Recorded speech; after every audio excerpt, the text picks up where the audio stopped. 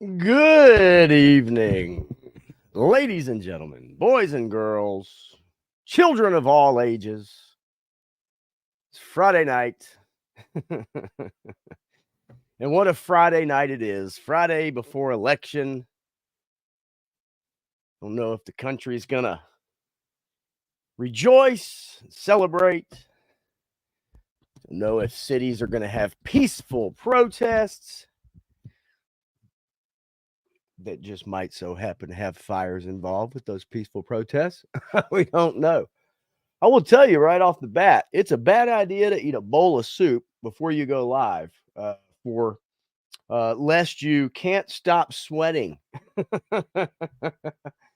Holy moly! Goodness gracious, that was a bad idea. I won't make that mistake again. Um, anyway, so good to see a few of y'all here already, jumping in. I love it. Got a few things to go over tonight. Not a ton. We're gonna go over some a little November movie release schedule. See if there's anything out, coming out that you might want to spend your money on. Um, then we're gonna talk about a little bit of some Hasbro news. Um, and then let's see, yeah, where's Pop Voorhees? He's gone. It's November. It's also coming up this upcoming weekend, if I'm not mistaken, is when you have to do daylight savings time if you live somewhere that adheres to daylight savings time, which I'm not a big fan of. I would rather just keep things normal, but they've been abnormal for many decades. But anyway, so yeah, let's see here. Cover the bowl of soup. Bad idea. Don't do that. Cover the election coming up here in a few days. If you didn't get out and vote early, you're going to be standing in line, and that's just the way it is. But as Americans, we are notorious for our lateness, as I was tonight for a couple minutes, and procrastination. That is a hallmark of being an American. Is procrastination 100%. I'm going to check real quick. I'm going to go into my YouTube studio real quick. Just make sure that everything is good to go. Everything sounded okay to you folks out there. I hope so. Um, so far, so good. There we go. Get rid of that echo. All right, sweet. So far, so good. All right. So here's the deal. Like I said, November movie release schedule. I'm going to go through some Hasbro information. I'm going to bring back an article from February of this year. It's something that I have been talking about on a regular basis. It really is. And then I'm going to go over the newest Star Wars trailer that came out for the Skeleton Crew with Jude Law and a bunch of kids, kind of like a Goonies thing. So yeah, man. Have a few things to go over. Good God, I am sweating like a whore in church. Uh, Again, the last thing you want to do is eat a hot ass bowl of soup right before you go live. Jeez Louise. Another thing you don't want to do is wait a long time to eat. I did not really eat much yesterday, and then I went all night working, and then and then most of the day today without eating. And so yeah, I was feeling off today for a while. But we'll get into the groove here, and the more and more I talk, better and better I'll get. And hopefully to you, the more and more you drink, the better and better I will sound. That's what some of the bands that I used to play in, that was something that we used to say all the time. Anyway, so real quick as I get one more thing set up, because I do want to talk about the Avengers. The Avengers are assembling again. The original Avengers are assembling again, and I'm going to tell you why here in just a little bit. Why they are reuniting. Something we didn't think was going to happen is happening, and it is truly amazing. And noteworthy, monumental. So, real quick, the only banner I made for tonight is the only one that really matters. What is up, chat? Let's get into it. Eric Thurman got his hand stamped, walked in the door, ripped his ticket, front row, standing room only. Frostbite's G.I. Joe Repro. Good day to you, my friend. Hope you're having a wonderful, wonderful, I say afternoon, right? I guess morning, morning, afternoon. Yes, I was not sorting out what clothes to wear. As I said, I was eating a bowl of soup and trying to wipe my head down, which is still as wet as if I got out of a swimming pool. Menjoza is in his house, son of a crayon slayer. Hey now, don't dream it's over. All right, 3-star draw. Boo. We have Ricky Jones coming in hot. Love it. Love it, love it. Good to see you, buddy.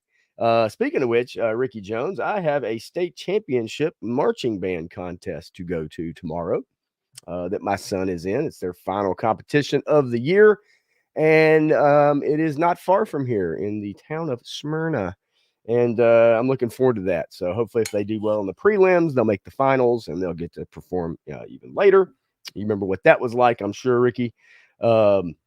Good times. I love being around the kids. It takes me back for sure. Speaking of kids, there's one right there. My kid, possibly Mav, telling me I need to watch my language.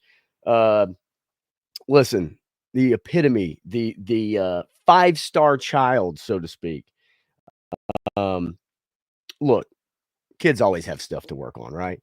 But a stellar son, if I could ever ask for one. Good man. Good young man. And so yeah, he's here hanging out. So yes, there will be some language. Um but language I don't normally use, but the older he's gotten, I've gotten a little more relaxed about it. So hey, you know, apple doesn't fall too far from the tree. All right. So, anyways, we get into it. Let some people roll in. I'm not going to take too terribly long. I know it's a Friday night. People are busy. Um, and when you have a channel like mine, when you don't do a lot of regular short form or long form content and you just do live streams, it's difficult to get in the algorithm, so to speak. But I did get a really encouraging message on Instagram from somebody who may or may not be here tonight in the chat. Really encouraging message, and it's always nice to read, right? Like, especially as you get older, you don't have that comfort. People don't come up to you and or message you and give you positive affirmation or whatever. And so it's nice to hear every now and then as an adult. It doesn't mean that I still don't need to get off my ass and actually make videos. And of course, if you've heard me mention in past live streams, I did buy a teleprompter, a pretty big one too, actually. And because my eyesight is crap. And so got a teleprompter. And I'm hoping that by writing scripts, and what I mean by writing scripts, of course, if you heard my short stories the other night with my cousin, 3-star draw, on our Sevens Wild stream Wednesday night, we had 5 short horror versions of G.I. Joe, and I kind of got into it. So if you get a chance, go back and watch that video, especially towards the back end of it when we trade our stories. And I had a lot of fun doing that. But I do like writing, and script not so much, but if it helps me make better videos and channel my thoughts better and focus, then I'm all about it. And yes, it was a lot of fun. Raptor was probably my favorite, but I did like Charlie Iron Knife. So, Dreadnought K6, someone who is in the know, especially this time of year, every 4 years. I have no doubt about that. And we're going to go over some stuff here in a little bit. We're not going to just get too terribly deep. I don't want you guys. I don't want anybody pissed off at me. But at the same time, opposing opinions and different opinions is a good thing, and it doesn't hurt to listen or watch sometimes. So tonight, instead of the Four Roses, I have a bottle of Yellowtail, and I got this for maybe some of my Australian friends in the chat this evening. Some Yellowtail Merlot. I originally bought it to have with my steak that I ate earlier. Yes, I did eat a steak and then a bowl of soup hours later. And so we're gonna open this bottle and we're gonna pour a little bit. Don't black pill and pop. Yeah, right. Dreadnought, you know how that goes. And we're gonna have a little Yellowtail Merlot because I am a sophisticated chap. Yes. Yes, as I do say so myself. All right. Tea and crumpets and a bit of Yellowtail. There we go. Can you hear that sound? I know I can. Keep on filling. Keep. Hey, wait a minute. We're getting crazy tonight. Holy moly. I feel like a why not all of a sudden. All right. Yeah, let it breathe. I need to breathe, my friend. I'm still sweating. Good God. Again, do not eat a hot ass bowl of soup before you live stream. It's brutal. Yes, always drink in moderation and sometimes in modification, as in the beer and a shot and a glass of wine. No, I'm just kidding. Don't listen to that, son. Yeah, Frostbite is going to get some Aussie goon juice in you. That's right. I know you guys look at this. I know y'all look at this. Yellowtail is probably like Schlitz malt liquor of beer. It's like y'all look at Foster's as like, natural light or something like that. But anyway, so if I could find some background music that's like apropos, just to kind of keep things moving, but I haven't found anything I really like, to be quite honest with you. There is kind of some funky stuff like this.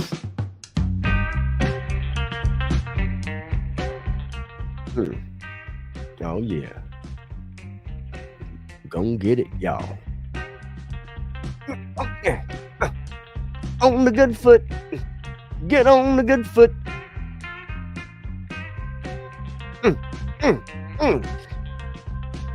Made me want to jump back, kiss myself. All right.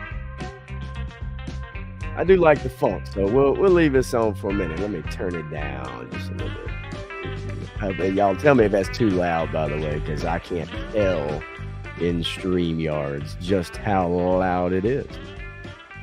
So, say too loud, too soft, whatever. Liquid Identity 101. Todd C. If you put this on mute, looks like Pop doing something else. No, sir. Just chair dancing. Oh, again. Yeah. One time. On the one. Ooh. Give me that drum break. Give me that drum break. Give me that drum break. Guitar. Can I get some bass, y'all? Can I get some bass, y'all? Come on, give me that bass, yeah.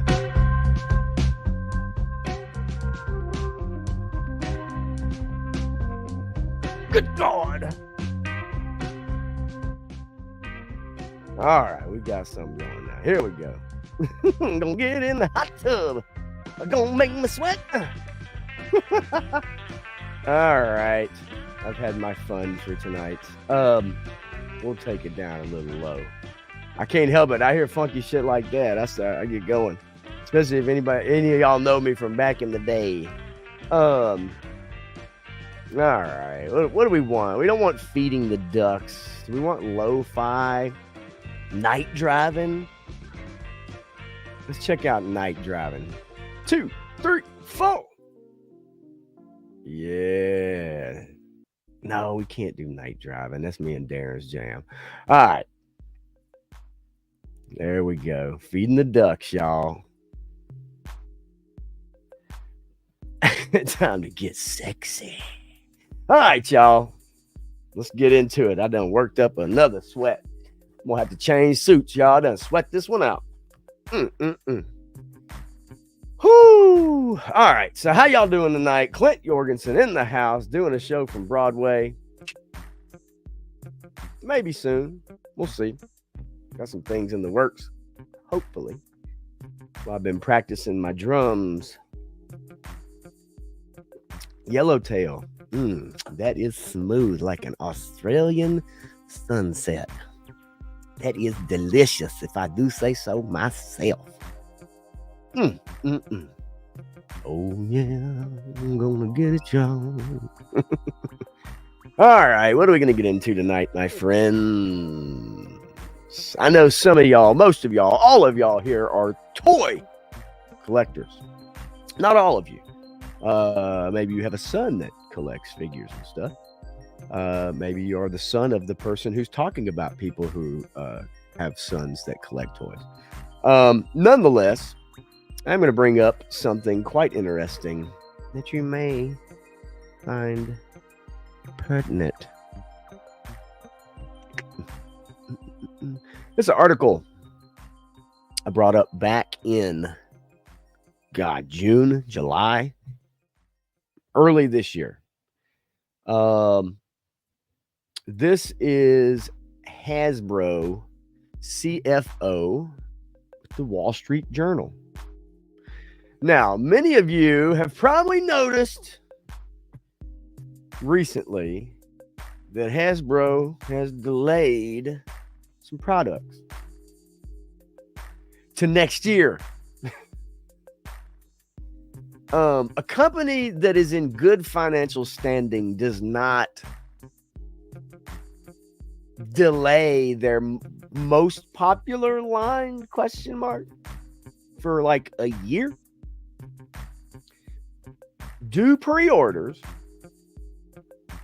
and then figure it out for like 8 or 9 or 10 or 12 months, right? So it doesn't make any sense to me. This article back in February, late February, talks about what the pandemic did kind of to toy sales, people pulling back on their spending, right? Toys are a luxury item. They are not something you need. Some of you may argue with me, but the reality is that it's a luxury item. It's like going out to eat. It's like going to a gym. It's like, going out to the bar, whatever it is you want to do. It's a luxury item, right? And so when times are tight and eggs get to be $6 a carton, then people pull back on buying toys and buying stuff. And so this is kind of interesting, just this particular statement right here. Demand for toys has declined over the past year. Not just the past year. Again, okay, this wasn't from 2022 to 2023. I'd say in 2018 and 2019, when our economy was rocking and rolling, people were probably buying toys left and right. It's too bad classifieds didn't come out then. So, it says, hamstrung by inflation, consumers have pulled back on buying playthings that they lavished on children during the pandemic. So during the pandemic, people pulled back. In 2023, sales of toys slumped 7% globally. Now, it doesn't sound like a large percentage, but it's a lot of money, right? I mean, I'm assuming they're taking all toys, right? All toys. Compared with a year earlier, right? So 7%. And then it says in the U.S., retail sales at hobby toy game stores slipped less, falling 2%. So not quite globally, but 2% in the U.S. So, Americans still like spending money and like buying shit they don't need. And it says here that the retail sales fell to $21.2 billion. That's a lot of money.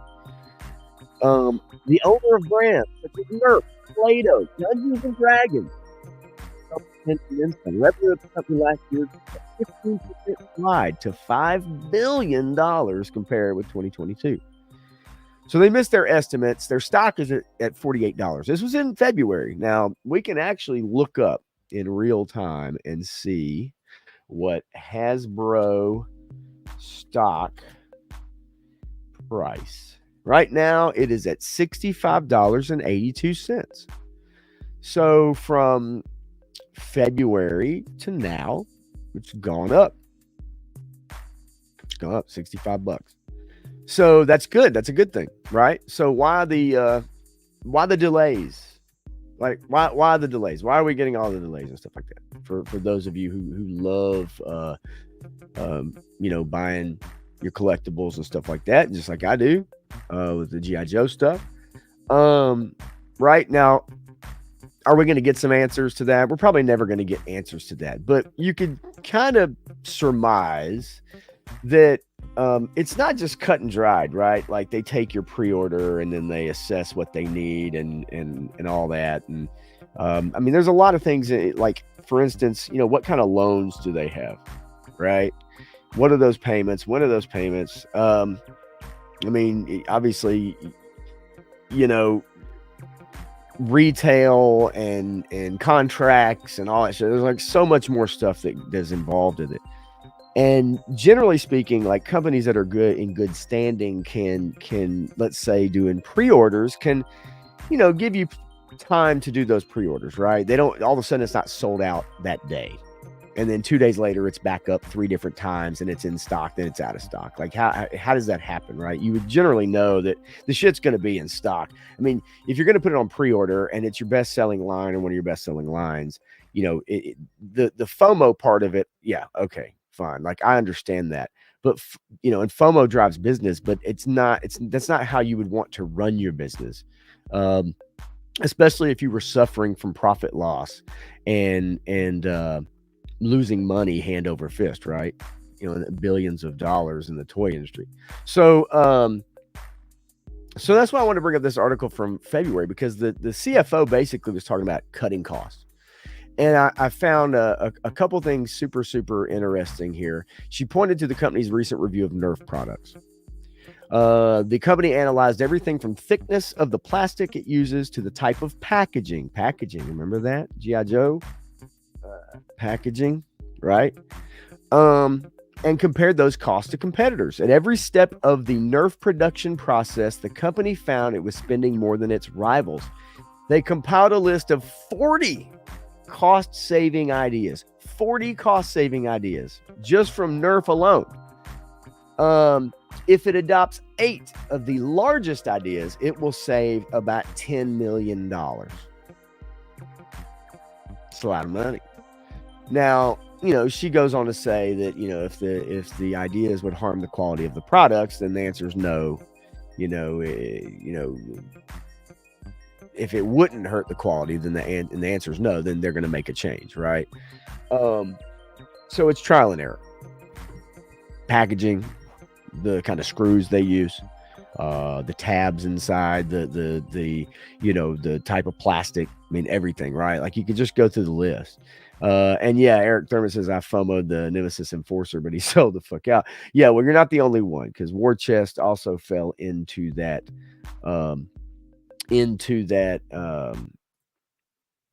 that side of the coin too. And I talked to him about it a little bit, and he, we talked for a while, and there's some good ideas in there. There's some great ideas in there and stuff that I know he knows a few folks and we've talked. Now, look, I don't know those folks, right? So I can't vouch for his information. Only he can.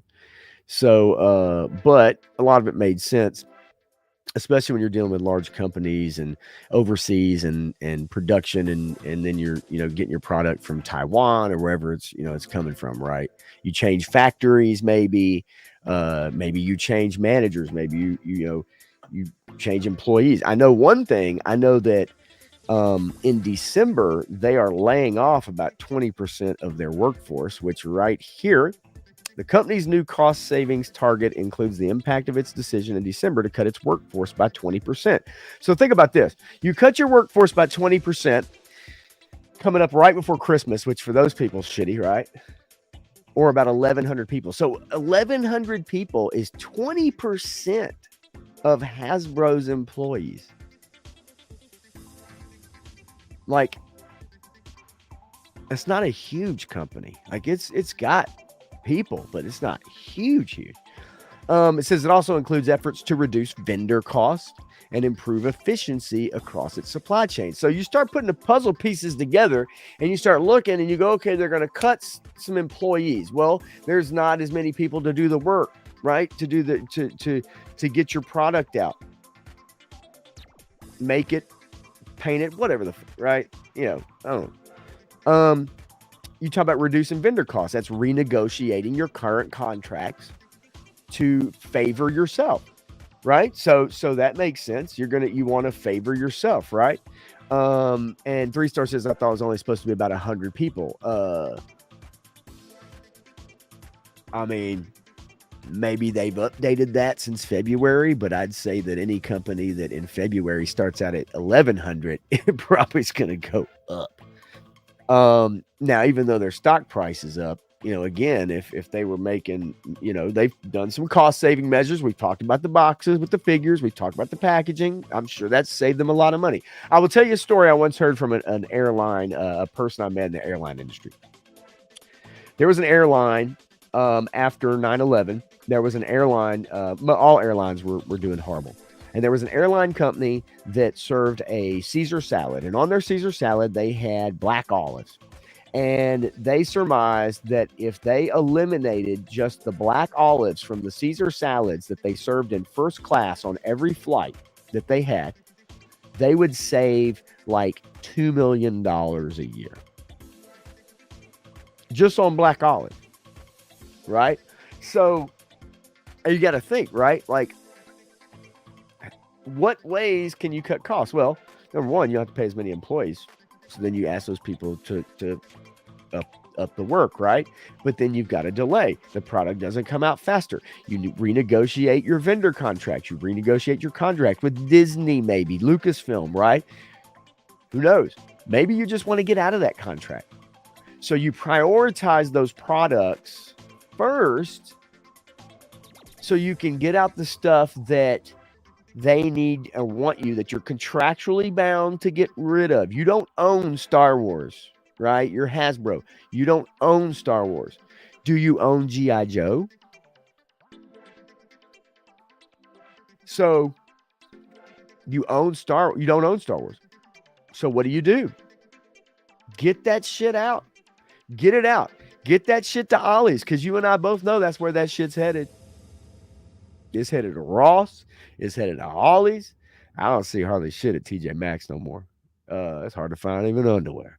But and a belt that fits. But yeah, so you get it, you right? You know, you get that shit out, and you run through that contract. Now, who knows how those contracts are structured? Multiple years? Is it by the movies and the films? You have to make products for X amount. I mean, I don't know. I have no idea. But speculating is fun, right? So to me, again, reducing vendor costs, renegotiate your contracts, you know, see what you can do, right? Hasbro's taking a bath on Star Wars, and we all know it. You can pretend it ain't true, and I've heard people say, "Oh no, people watch these shows," and I have friends that don't watch pop culture YouTubers to get their opinions and shit. I get it. I do. There's plenty of normies out there. They ain't buying toys, man. And they ain't buying Star Wars toys. You know it. I know it. So quit beating around the bush. That's the truth. And that's why that shit is at Ollie's. And that's why that shit is on clearance. And that's why that shit warms pegs. That's why I see Rose Tico figures for 5 years at Target. Come on, man. Try to play that game. So the other thing is improve efficiency across its supply chain. Now, how do you do that? How do you improve efficiency across its supply chain? I'm not in logistics. You renegotiate your logistics contracts, right?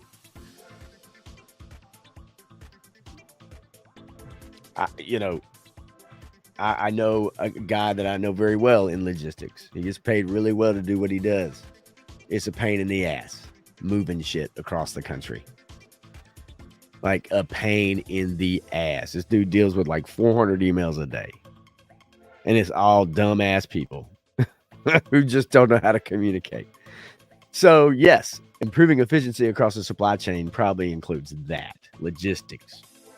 So real quick, let's see. 3-star draw says, no black olives. Get rid of the radishes first. There's no radishes in a Caesar salad. What the hell's wrong with you? Clint Jorgensen says, pretty much Olive Garden had eliminated black olives in their salads. They probably did it because the shit's expensive. And in an economy that's in the shitter the last 4 years, who gives a shit about black olives? Also says Marvel and Star Wars sales are down 25% from last year. Yeah, right? And even the Marvel stuff. Yeah, the Marvel Legends, right? We all agree those figures are fine. They look good. They're still not selling. I mean, it's just the truth. Like, they're just facts. They're not, like, it's not an opinion. Yeah, so look, they discussed this in their management discussion and analysis release to the SEC yesterday. So I tell you what, see if I can look that up. Eric Durbin says multiple different shipping outlets. Absolutely. I mean, look, here's the deal, right? Like, have we seen where's those Target exclusives? Those Walmart exclusives. Remember we had those, and you had all those Tiger Force Dusties and shit. Is Target backing out of that exclusive shit? Are they saying the hell with that? Like, we've seen the Pulse exclusives, right? But have we, oh, hey, Ronnie, Trick Shot. Look, I got some of your finest from down under, buddy. Little yellowtail Merlot there. Just for you and Frostbite. Good to see you, man. So yeah, like, have we seen those Target exclusives? Like, is Walmart buying into those exclusives as well? Because I don't remember really seeing as many lately, as we had like last year, especially. But anyway, so let's see here as I look this up while y'all listen to some funky techno. Oh. All right. Hasbro SEC management and analysis.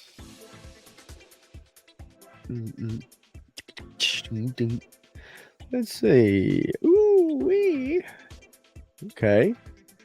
Third quarter 2024 financial results. Hasbro reported net earnings of $1.59 per diluted share and adjusted net earnings of $1.73.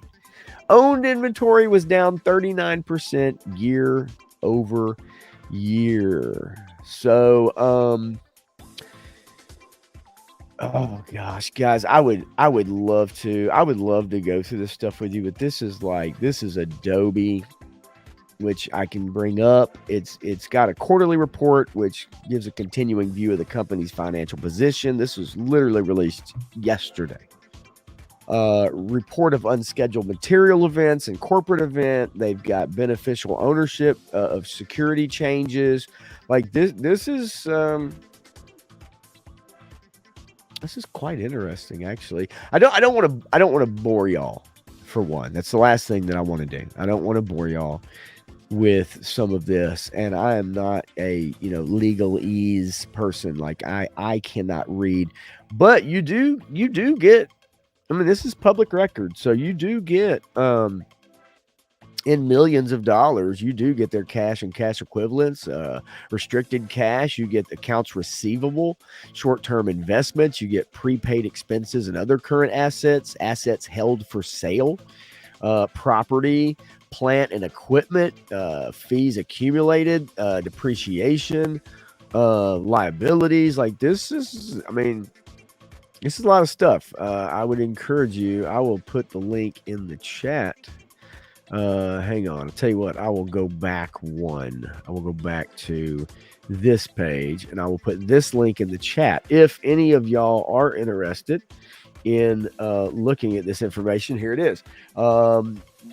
So this was released yesterday. So, you know, if we went through and poured through this info, and I guess for me being prepared, if I had known about this, then maybe I could have poured through this info today and maybe try to decipher it. But I'm not exactly the best person at reading stuff like that. It'd take me forever. But nonetheless, if you are interested, there's a link. So check it out. And real quick, let's see here. Look to Form 10Q, then go to MD&A section, page 29. Okay. All right. I will do that. Menjoza says, my Walmart has 2 figures on the pegs and a Retro Duke and Mercando. Me too. And that's it. And my Ross has no Joes. Maybe if they put on the shelves, they might do better. That's the other thing too, right? Like, you know, just in-store stock, which I think we started to see. I remember watching a Toy Galaxy, Secret Galaxy now. And I remember watching one of his videos in 2020, 2021 maybe. And he was talking about what the pandemic had done to the toy industry and to the skyrocketing sales of toys, and then production, obviously, with places closed, factories closed, and all that kind of stuff. And it was interesting. But one of his things was, you know, going out and shopping for toys, right? And kind of hard to go find them these days, right? You can make 10 trips and come away empty. Walmart moves their aisles to make their inventory look more full. Yeah, I mean, they might look full, but they ain't worth a damn. Ronnie Trickshot says my whole country has no figures on the peg. Yeah, you know, and that's the other thing too, right? It's interesting because, you know, you checking other countries and you kind of wonder, you know, what's it like there? And then you find out it's worse than it is in your country. At least, you know, pertaining to certain items. I don't mean as a whole, but you know what I mean. So nonetheless, I do find this comment interesting by this chief financial officer. She says the toy industry was slowing at the same time our innovation pipeline was the weakest. So she's talking about, so in 2019, they acquired Entertainment One, film and entertainment company. And they kind of got away from keeping their eyes on the toy business, keeping focused. And they bought it for $4 billion, okay? And in December of 2023, they sold it to Lionsgate for $375 million cash, and the assumption of certain financing loans. Can you imagine taking a bath? It's almost like Disney when they bought Lucasfilm for $4 billion. And they still, to this date, have not turned a profit on Star Wars. They bought it 12 years ago on October 30th. 12 years ago, and they still have not turned a profit on the $4 billion they spent. That is unimaginable with a property like Star Wars, right? So anyway, so look, think about this. You go out, Ronnie Trickshot, and you pay $400 for something. And then when you go to sell it, you sell it for $3.75. Talk about taking a bath. Now, they got out of some of their loans. Lionsgate assumed those loans. But, like, holy shit, man. That's a lot of money, man. $4 billion. And in 1 year, like, you turn around, or in what was that, 2019? 2019. And 4 years later, you sell it for, I mean, that's, good God, man. I don't even know. Figure those numbers up. It's not a quarter. It's not 15%. I don't know what the hell it is. That's terrible. So anyway, so bottom line, the reason I brought this article up is because like we've all been speculating, we've been talking about it. We see the delays, right? People are like, what the hell, man? And you know, it's pretty deep. And a company that is making money, that's in good shape, would not be having to do this. They would not be putting pre-orders up for, premium members for an hour. And then 3 minutes after they go up for everybody else, it's sold out. I mean, it just doesn't make any sense, man. It's a silly way to do business. It really is. And the value of those items that do that, it's not like they appreciate by an astronomical amount. 3 years later, buy it on eBay and you might pay $35 over what it was worth, right? I mean, come on. So it's a weird way of doing business to me. Hasbro in 2023 had a net loss of $1.49 billion. Holy crap. Sounds like Disney. Now, for Hasbro, that was the whole year. For Disney in 2023, it was at 2 quarters they lost $1 billion consecutive. And Joseph says, what do you all do? Go Thunderdome to see who gets the Joes? You talking about here or Australia, man, Joseph? I don't know. Or just here in Tennessee. One Entertainment was a dumpster fire, Clint. That's right. And they didn't know what to do with it. And Hasbro is not an entertainment company. They're a toy company, first and foremost. So they should stick to toys. Stay in your lane, right? Losing the Star Wars license could be a major blow to Hasbro. I don't think so. I think they would actually save money. No one is and will be interested in Star Wars toys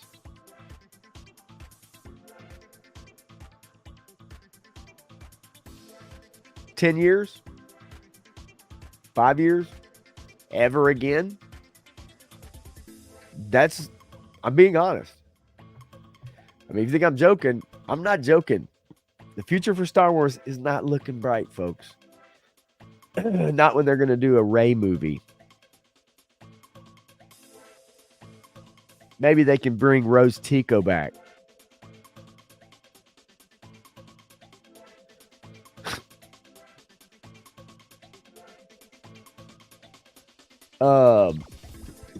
Although, just saying in my mind, all legal disputes are handled in the Thunderdome down under. Yes, they are. Yes, they are. $400 US equals $3.75 Australian. Clint Jorgensen said, if you look at Hasbro's operating cash flow and balance sheet, it is stronger than last year, but a big part of that is Monopoly Go, which won't be sustainable. Not Monopoly Go being the mobile game, I'm assuming. Correct me if I'm wrong. I would assume that that's what that is. Monopoly Go, Pokemon Go. Or as Hillary once said, Pokemon Go, go, go to the polls. Anyway, so, yeah, fighting off the loss of Entertainment One. Right. Jack's Pacific would take Star Wars. I think there's a lot of people that would take Star Wars. They just don't want to pay Disney's asking price. McFarlane, not so sure. Dreadnought, if you know, you know. That's a lot of companies, bruh. Look at the video game industry. It is riddled with horrid games, terrible writing, low sales. And it's because they hire people that aren't qualified to do their job. But I digress. Kids don't play with toys at all. They're addicted to screens, and that sucks. Look, my son played with toys when we were younger, and I played with those toys with him. We would set up the Star Wars toys. I have some Black Series that I bought for him. We had the Imaginext toys. I thought those were fun. Still have all of those. But I'm telling you, man, kids don't play with toys like they used to. Now, will they always play with cars and trains and stuff? Of course they will. Yes, they will always play with cars and trains and Legos and shit like that. Those are things that as they're learning at 2, 3, 4, 5 years old, and they're learning dexterity and stuff like that, yes. But they are not getting into stuff like we did, because the action figure boom in the 80s, and a gold mine for many a company, was not, and dinosaurs, yes, 3-star. Dinosaurs, 100%. Kids love dinosaurs. My son rescued a dinosaur poster that his teacher was throwing in the garbage, and I still have it. And this was from like 8 years ago. Liquid Identity 101 says it lost over 90% of its value on sale. That's a huge wad of cash straight down the toilet. If Star Wars has run its course, losing the license for 6 years or whatever is a good decision. I agree with you 100%. I think Star Wars needs to go away.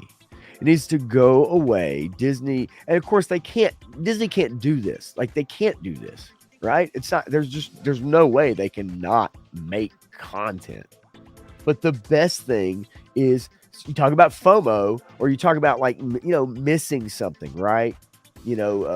Separation, fondness of the heart, right? Or whatever. Star Wars goes away for 10 years. Now, would it suck for me? Yeah, because I'll be damn near 60 years old and, near death. And I won't have a lot of time to enjoy new Star Wars or the games. But for the survival of the brand, for the survival of the IP, it needs to go away. Because no matter how much I and others may wish that the DEI portion of entertainment seems to be fading, it's not going away. They're just going to learn how to hide it better.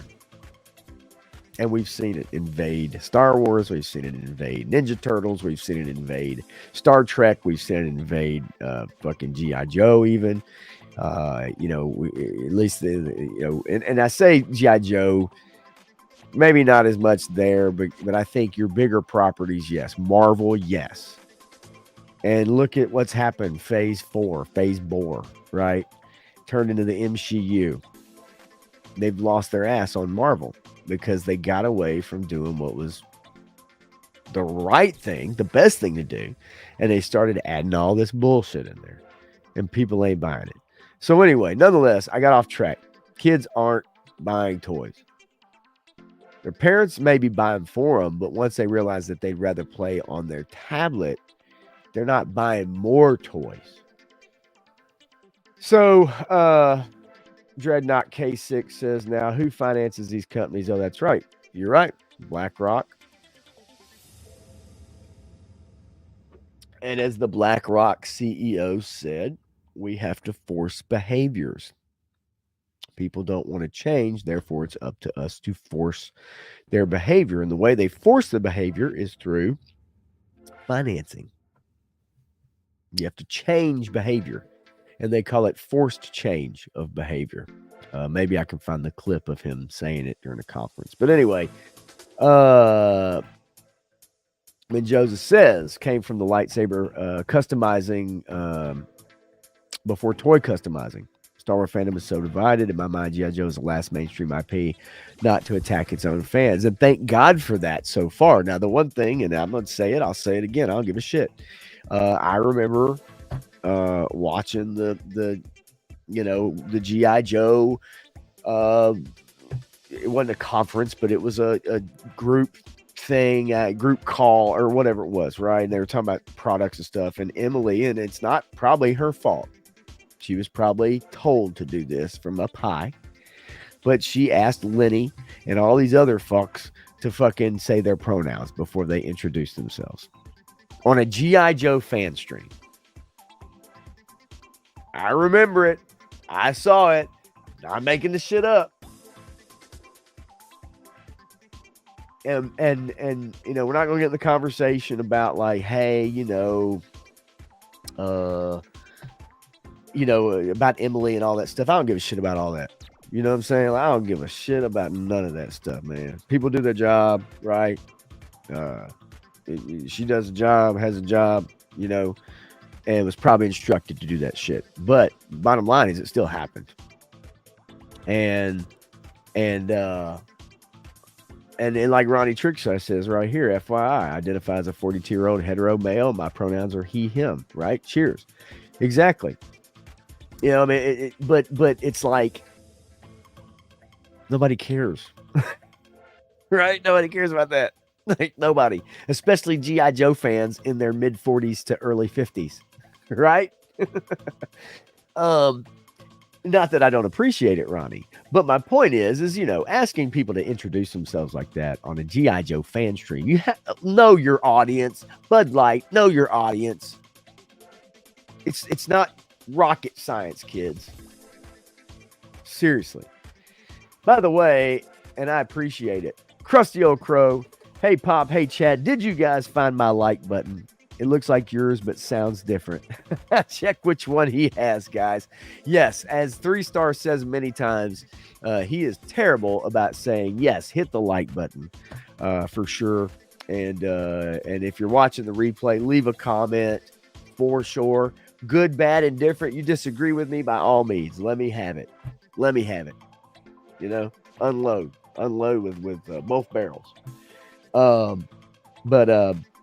But thank you, Crow, for sure. Definitely. And real quick, he does say that my pronouns are scraw and freedom, bitch. I'm good with both of those, my friend. Dreadnought K6 says, make merit great again. Meritocracy is a wonderful thing. Equity is not. Equality, yes. Equity, no. And I'm with you too, Dreadnought, about running our favorite shit to the ground, buy the IPs after the crash for pennies on the dollar. You will owe nothing and be happy people. Yeah, it's true. It's 100% true. We've seen it happen. We've seen it happen with our properties, man. And you've seen the ratings, and you've seen the people vote with their wallet. You've seen people vote on Rotten Tomatoes, and they're like, this show sucks. This this movie sucks, right? This product sucks, right? It is. But but as far as with Hasbro, yes, multiple things converge to make this happen, and that is part of it. But they are in the business of making toys. And at the very least, when it comes to Transformers, when it comes to G.I. Joe, when it comes to, some of their other, properties, they've done a good job. They've done a good job. At least, I mean, who else are you going to go to? Yes, there are other companies out there, but if you didn't like their product, you wouldn't buy it, right? And that's just the truth. And it says nobody cares about your pronouns if you're average. Yeah, that's true. Or not famous, right? Clint says this is the first quarterly statement. They give some insight on G.I. Joe compared to the prior year by reporting G.I. Joe revenues are down. Yeah, I'm gonna dig into that information, actually. I'm gonna look into it. And what you actually said earlier, I am gonna pull back up real quick because Clint, you said go to, is it the quarterly report 10Q form? Is that the one? Quarterly report? Or is it a different one? You tell me, and I'll look it up for a second. I see people saying Legend series in the house, man. Dude, been streaming that Hogwarts Legacy, man. I love that game, dude. I love that game. I bought it when it came out. I played the shit out of it. I probably put about 70 hours into it at least. Love that game. And Liquid Identity, refusing to add pronouns to your work communications, HR freaked out but couldn't force you. That's good because they shouldn't force you. They shouldn't force you to have to do it. If they're going to make it a choice, if they're going to say this is okay, then they need to say that's okay. That's okay for you. If you don't feel comfortable doing that, because if the other people, if they don't feel comfortable not being able to do it, then you need to feel comfort as well, right? I can't wait till we get to this Hollywood shit. Oh, I can't wait till we get to our Avengers Assemble, y'all. Oh my god. Ugh. And I liked all those people. I like them. I do. Well, not all of them. Mark Ruffalo's a piece of shit, but I liked all the other ones. Damn it! Why'd they have to go and fuck up? All right, let's see, real quick. I just love looking at the chat, man. Like I love you guys busting in. There he is, right there. I was talking about you earlier. Let's see here. Yeah, I bet you are enjoying it so far. I had fun with it, man. I went down a dark path in that game too, buddy. You don't have to. You have the choice, Legend. You don't have to go down the dark path like I did, but I learned the dark path. I was chasing the Emperor. Different IP, but you get my point. Yeah, 10Q. Okay, cool. All right, I'm going to 10Q. Going to Adobe, and then there was a section that you said to look for. You tell me that section again, and I'll pull it up. We'll look at it together. Fuck it, man. I got nothing but time, man. And if y'all got nothing but time, and you're hanging out, and you like listening to me prattle on, we'll look it up together. Try to get to the bottom of this shit. I love it, and I got a big old glass of wine right here. Anyway. Got it on Switch. Huggle Puff for life, bitches, says Menjoza. Transformers are safe with Takara Tomy. Yeah, Transformers will always be safe. Let's not kid ourselves. And yes, my pronouns are fuck and you to anyone who asks. I love that. 100% I do. I can't wait for Tuesday, says Eric Thurman. He also says F Mark Ruffalo. I agree. And Warchest says Ruffalo blows goats. Yeah, I tell you what. I'm not gonna say that. That's bad juju. Let's just say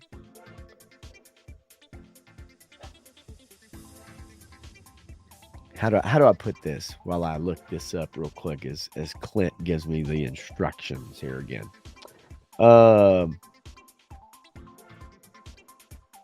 Let's just say Jeremy Renner.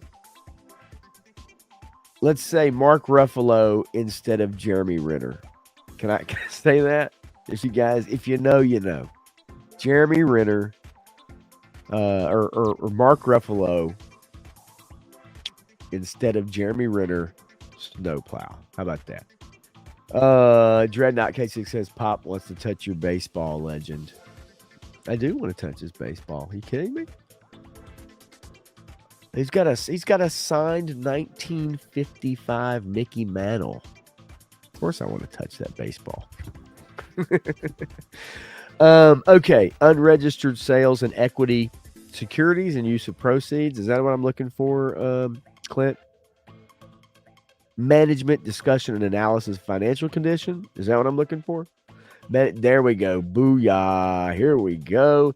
The following discussion and analysis should be read together with the accompanying unaudited consolidated financial statements and the notes thereto included in his quarterly report, and the audited consolidated financial statements and the notes thereto in the 2023 annual report. Alrighty then, let's just see. Okay, that's an overall. That's just a Mr. Wonderful in the house. What's going on?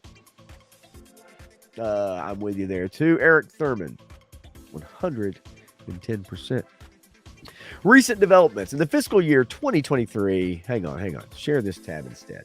Let's share this. Let's give it the full screen, proper attention it deserves. In the fiscal year 2023, we embarked upon an ambitious multi-year transformation guided by our revamped strategy to focus on fewer, bigger, and better brands. Since that announcement, we have been able to create efficiencies in our supply chain, improve our inventory position, lower our costs, and reinvest back into Hasbro. In addition, we have strengthened our leadership team with industry veterans and turnaround experts, and have focused our strategic investments on our most valuable and profitable franchises across games, toys, licensing, and entertainment.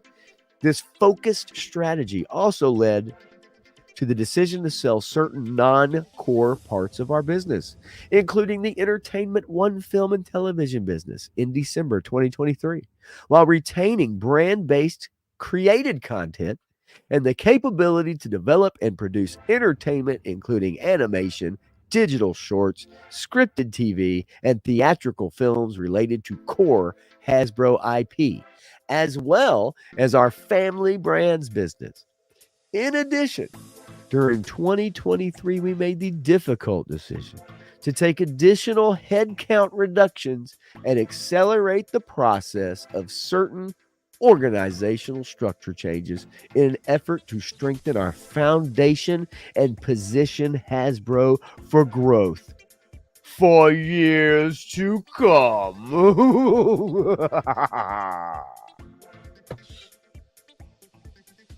Gobbledygook shit fire. Okay, summary of quarter and year-to-date results. During 2024, the company experienced declines in revenue from $1,503.4 million to and $3,714.4 million for the 3 and 9 months ended October 1, 2023, respectively, to $1,281.3 million and $3,033.9 million for the 3 and 9 months ended September 24th, respectively. Decline in revenue for the 3 months ended September 29th is driven primarily by the sale of E1 film and TV business. Wizards of the Coast. Talk about DEI. So Baldur's Gate 3 was huge for them.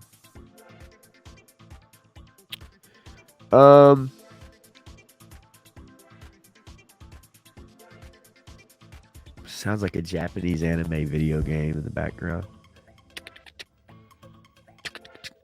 The company has made strong progress towards its ongoing turnaround efforts while achieving an operating profit of $301.9 million. So yeah, right here it says driven by digital. So remember we talked about, well, you don't probably remember, but I remember them focusing on digital. They're talking about gaming, right? And that means mobile in particular, Monopoly Go, and as well as contributions from Magic the Gathering. The company has made strong progress towards its ongoing turnaround efforts while achieving an operating profit of $301.9 million and $630.2 million during the 3 and 9 months ended September 29th, 2024, respectively, as compared to an operating loss the year prior of $169 and $340 million. So here's the numbers. There's the raw data. Like I said, I posted the link in the chat. If you want to get it, I'll post this link right here too. If any of y'all want to look at it. Bottom line is, and I guess my thing is, and I'm not going to spend any more time on this. It's about understanding, right? We want our toys. We want our shit. Why are we not getting our shit? Why is it going to take a year to get the, what the fuck, heavy duty, whatever? Why is it going to take like almost a year? Why is it going to take 11 months, 10 months? But it looks like things are at least on the up and up for Hasbro. And if they continue to cut costs, renegotiate, cut staff, right? I mean, this has operating costs and expenses. I mean, it has all the numbers right here. I mean, non-operating expenses, income taxes. I mean, this has got it all, man. So you guys might be interested in looking into those numbers, especially. I mean, I don't know what you do for a living. I don't know what you do for a living. Some of that stuff, man, like I would say it's above my head. It's probably not, but I trick myself like that. I think of myself as somebody who's like street smart or quick witted, but I'm really dumb. Um, like when it comes to studying, reading, shit like that. But I'm sure if I took the time to look at these numbers, I could make some deductions and figure it out. But and as War Chest says, yeah, they're having money problems. I mean, the bottom line is when you get down to it, they're having money problems. But before they become profitable again, they've got to make some changes, right? I mean, that's just it. And oh man, oh god, something about Mary. Oh my god, I got it. First, about 5 or 6 paragraphs on the page 31 would find interesting. On page 31, yeah, I'm gonna dig into that, and I may bring that up on Tuesday with Matthew, just to kind of see, just to see maybe where how he feels about it. And if you guys tune in on Tuesday night, maybe y'all would find that, find some of that stuff interesting. Yeah, franchise brands, partner brands, portfolio brands, non-Hasbro branded stuff. I mean, they do mention G.I. Joe along with Power Rangers, Baby Alive, PJ Masks. Yeah. So yeah, I don't know. Y'all check out that link, man. Check it out. Look it up. I mean, the bottom line is that it always seems like things get worse before they get better, right? But you bring people into a company and you try to turn things around, and that's what they're trying to do. They brought this lady in, and they're like, look, we're sinking, and we're either going to have to sell or fold or whatever. Like, what can we do? And you need to identify the ways we can save money. So much to our chagrin with packaging, much to our chagrin with production, much to our chagrin with shipping, it is what it is, right? And yes, actually, you commented, War Chest, on the Matthew, the video I did with Matthew, the evening blend stream on Tuesday night. And that was a hell of a comment, by the way. And yes, you basically laid it all out. And so if anybody's looking, go look at the most recent Tuesday night stream I did with Matthew on my channel. And War Chest has a very thorough explanation that I think definitely says a lot. That's for sure.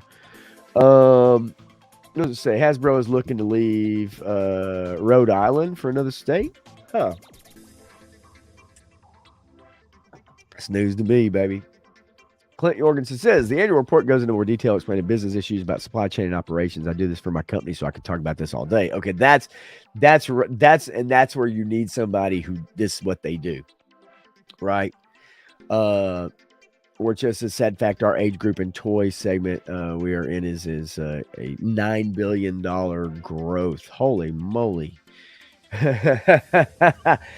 Matthew, I don't think so, Dreadnought, as far as talking negatively about Hasbro and because actually his opinions, trust me, if anybody knows, I am very, very familiar with him, my friend. And I can tell you, he's got pretty fun. It's just there's some things we don't get into on our stream or whatever, and that's just by request from him. But as far as the Hasbro stuff, no, he's pretty free flowing on that. He's got some opinions about it. I can promise you that. But I did want to get into that just a little bit because I know all of y'all in the chat. That's something that that's where I know most all of you from, right? Like I know most all of you from that world, and that it's the toy collector world, right? And so I thought that would be interesting to bring up, and it's something we've all been talking about. We all have opinions about, and so I just kind of wanted to give you my 2 cents about it. And speak and he shall appear. Matthew Matson says, "What, you haven't been paying attention? This is the last 1027, as that address won't be theirs next year. They're moving to Boston. Dumb decision. Haha. No, I if I haven't been paying attention to that, I have not been paying attention to that, but it's not something I would normally pay attention to per se. But moving to Boston. Now, I don't know what taxes and shit are like in Rhode Island. I don't know what kind of brakes companies get in Boston. I really don't know. But I'm sure the rent is higher if they're moving to Boston. Good Lord. Yeah, right. No, you're sitting there watching. I know you were. You got the wrench, buddy. Making sure nothing comes through crazy. Clint says, I was in Tennessee last week doing a training conference there for accounting. Everyone give love to the accounting departments at your work next week. I know the accountant for our company and have known the accountant for our company for 20 plus years, actually. Yeah, man, I Pawtucket is a shithole. Yeah, Taxachusetts, Clint. I heard Bill Belichick say that the other day. That's great. And yes, Matthew for the backup. I figured he'd probably be listening, lurking, trying to keep me from embarrassing myself, but he can't stop me. He can't stop me. He can only hope to contain me. So you guys know about this skeleton crew? You heard about this? You know about this? You heard about this? The skeleton crew. Holy crap. Because doesn't everybody want a modern pop rock song from the 70s in their Star Wars shows and trailers? Right? Isn't that what you want? Good God. So, if you haven't heard, there's a new Star Wars show on the way in December, folks. I like this song, actually. This is like Steely Dan to me. Like I'm the funk. I'm all about the funk. I'm digging this.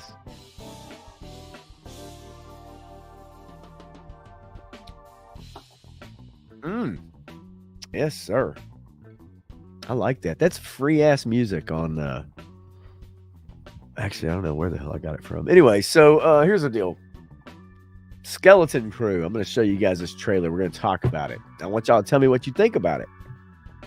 Some people compare this to the Goonies. That's been the main comparison I've seen is the Goonies, because it is for kids. This is mainly for children.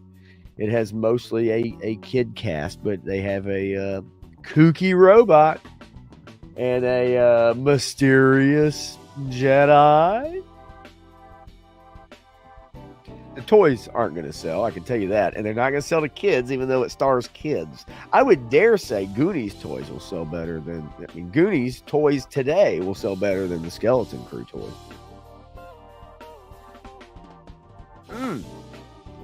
Damn, that's nice.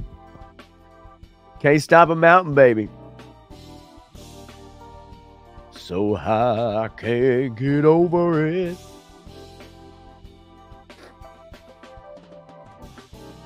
All right, it's time for the Skeleton Crew. Let's see here. There we go. How about I put me... I want a bigger screen than that. There we go. I'll put me at the bottom.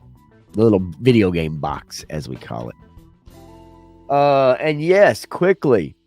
War Chest, yes. I saw the same Skeleton Crew as you did. A bunch of strippers waiting for cabs in Memphis, all trying to get downtown to a rave bar. Somehow 12 of them managed to squeeze into the back of one cab. It's called meth. Hit the like button, folks. Smash it. Smash it, and I'll dance for you. I'll chair dance for you, baby. Wraith Mace is in the house.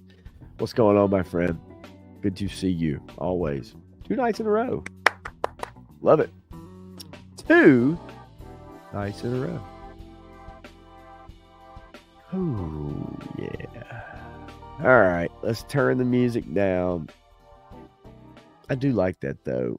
All right, it's time for the Skeleton Crew trailer. You might know this song. Now, I'm going to have to kind of be coy with this a little bit. All right, let me turn her up. What are you in for? What are you in for? Recognize that song, anybody? Anybody recognize that song?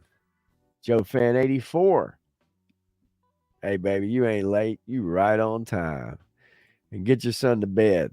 That is what matters the most. Anybody recognize the beginning of this song? You tell me. Matthew, I know you already know, but let them try to figure it out. What are you in for? What are you in for? No, it's not Dead Man Party.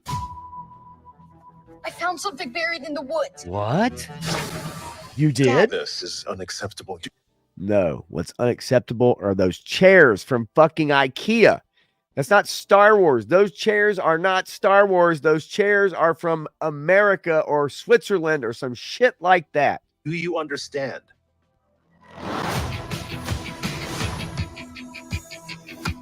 What do you think it is? What do you think it is? Ooh, here we go.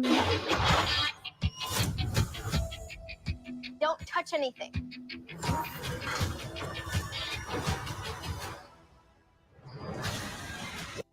All right, it's about to get exciting. Now, Clint Jorgensen says, wait, what great song, The Dude That Gets Lost in Space. What's it called? What's it called? You know it.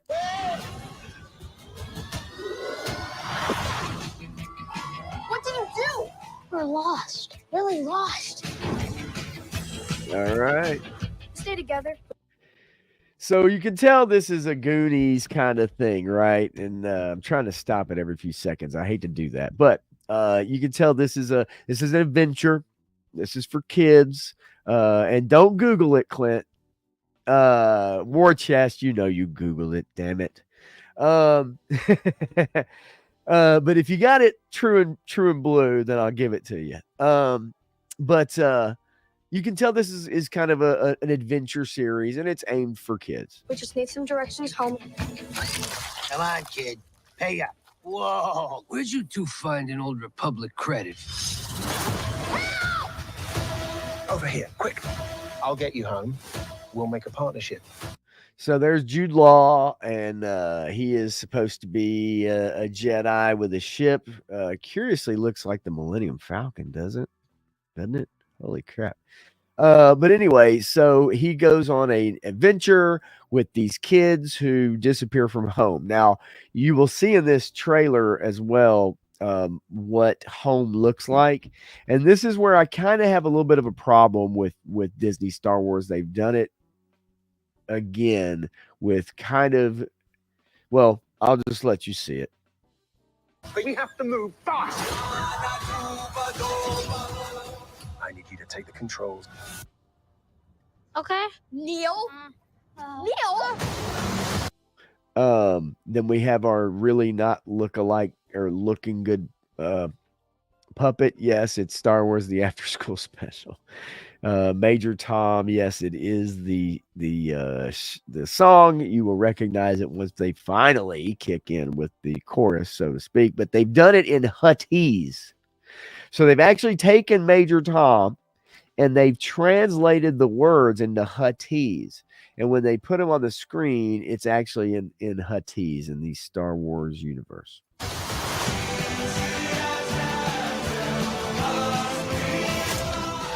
crew of murderous pirates is coming. Get it? Okay. So could this be fun, for kids? Yes, just like a Goonies, just like any other classic 80s movie. I think this is what this is patterned after, right? And I think that it's it could be fun, right? I'll give it the benefit of the doubt. Look, I went into Agatha thinking maybe they could do something with it, and I gave up on that shit. I ain't gonna lie to you. I gave the fuck up. It was terrible. And by the way, War Chest, I also watched the trailer without some asshole pausing it so I could hear the song too. Earlier today. I have to pause it because I will get dinged by Disney. Something's wrong. All right, let me rewind. Let me go back about 1 second, and I want to show you what. Okay, now look at this picture. Does this look like Star Wars to you?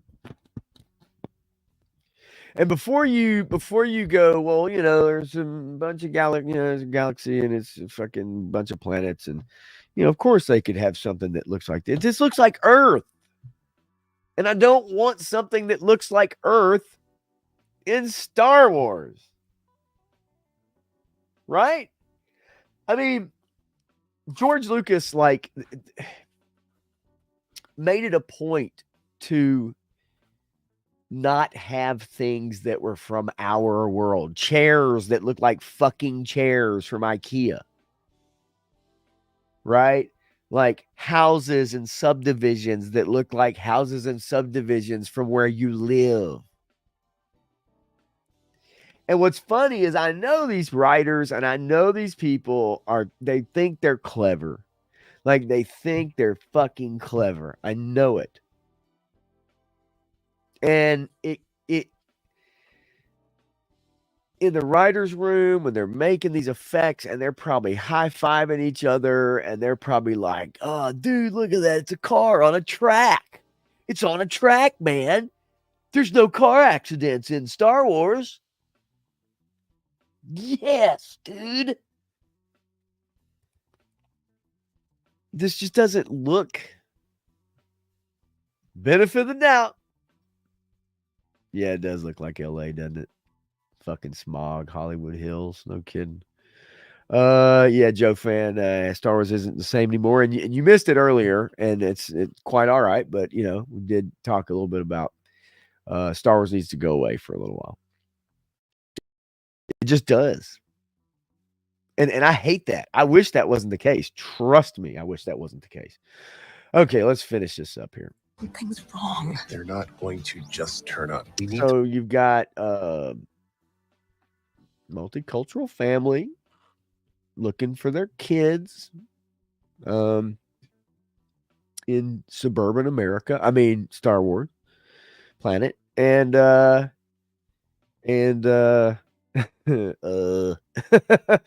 and the robots are looking for them. The government's looking for them. And meanwhile, they're on an adventure to find a MacGuffin. to find them. We're not alone down here. I guarantee you that big thing right there, this thing right here, is going to be friendly. I guarantee you 157.632%. That thing right there is going to be friendly. They're going to do the classic trope where the long tentacle, whatever the fuck that was, comes out. It almost hits the kid. And they're like, oh my God. And then it's going to emerge from the darkness. And it's going to be this big thing. And then it's going to go, hey guys, what are y'all doing here? Fucking see that shit a mile away, dude. I swear to God. Be warned. I mean, look. CG. Everybody booby traps. Pirates and mountains where none. I mean, you know, Dare to go. again, it could be You hear fun. this? Don't give up. No matter what.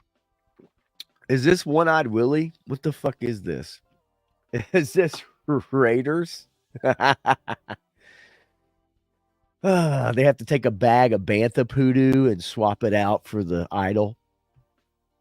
Time it just right.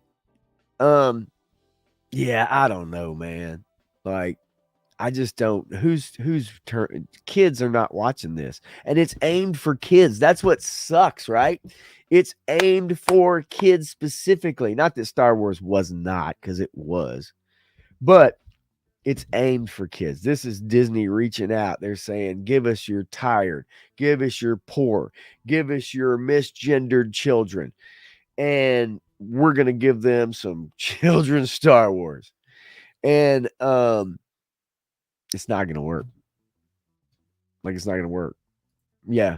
Copied every man, every movie. Yeah. And look, I mean, everything's copyright.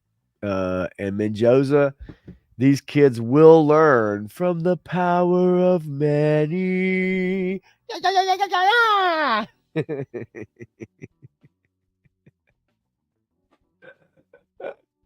Oh, God. Help us.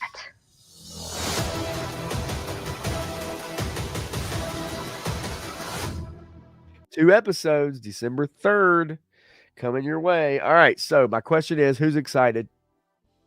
Who's tuning in? Who's excited? Who is tuning in for Skeleton Crew?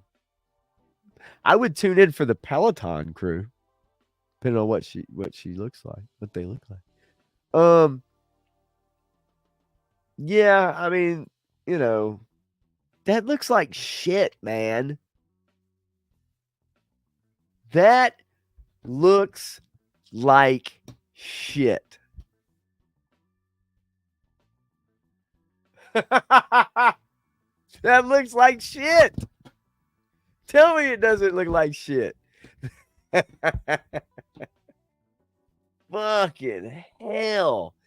Yes, you know what? 3-star, I'll give you that. It looks better than Agatha. Dumbo, yes, I agree. It's Max Rebo, but like that looks like shit. What the fuck? Oh my god. All right, let's get rid of that shit. Anyway, all right. So that's Skeleton Crew. That's the new Disney Plus Star Wars show coming out. It's all they've got right now. There are no scripts for the Rey movie. They do not have a script. They have a lot. One of the writers left the project, so that much anticipated and well received news of a Rey movie restoring the Jedi Order, because obviously Luke failed in his task. Lost a writer, and there's no script. Sounds great. So, yeah, it just looks weird. I mean, am I right? You know, and I'm with you, Mid Joseph, as far as giving Jude Law the benefit of the doubt. I like Jude Law. Yeah.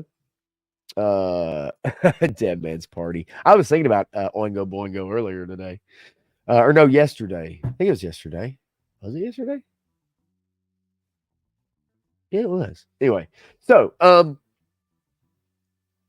yeah, I don't know. I don't know how well this is going to do. I doubt very seriously. Right now, this trailer is sitting at 23,000 likes and 5,000 dislikes.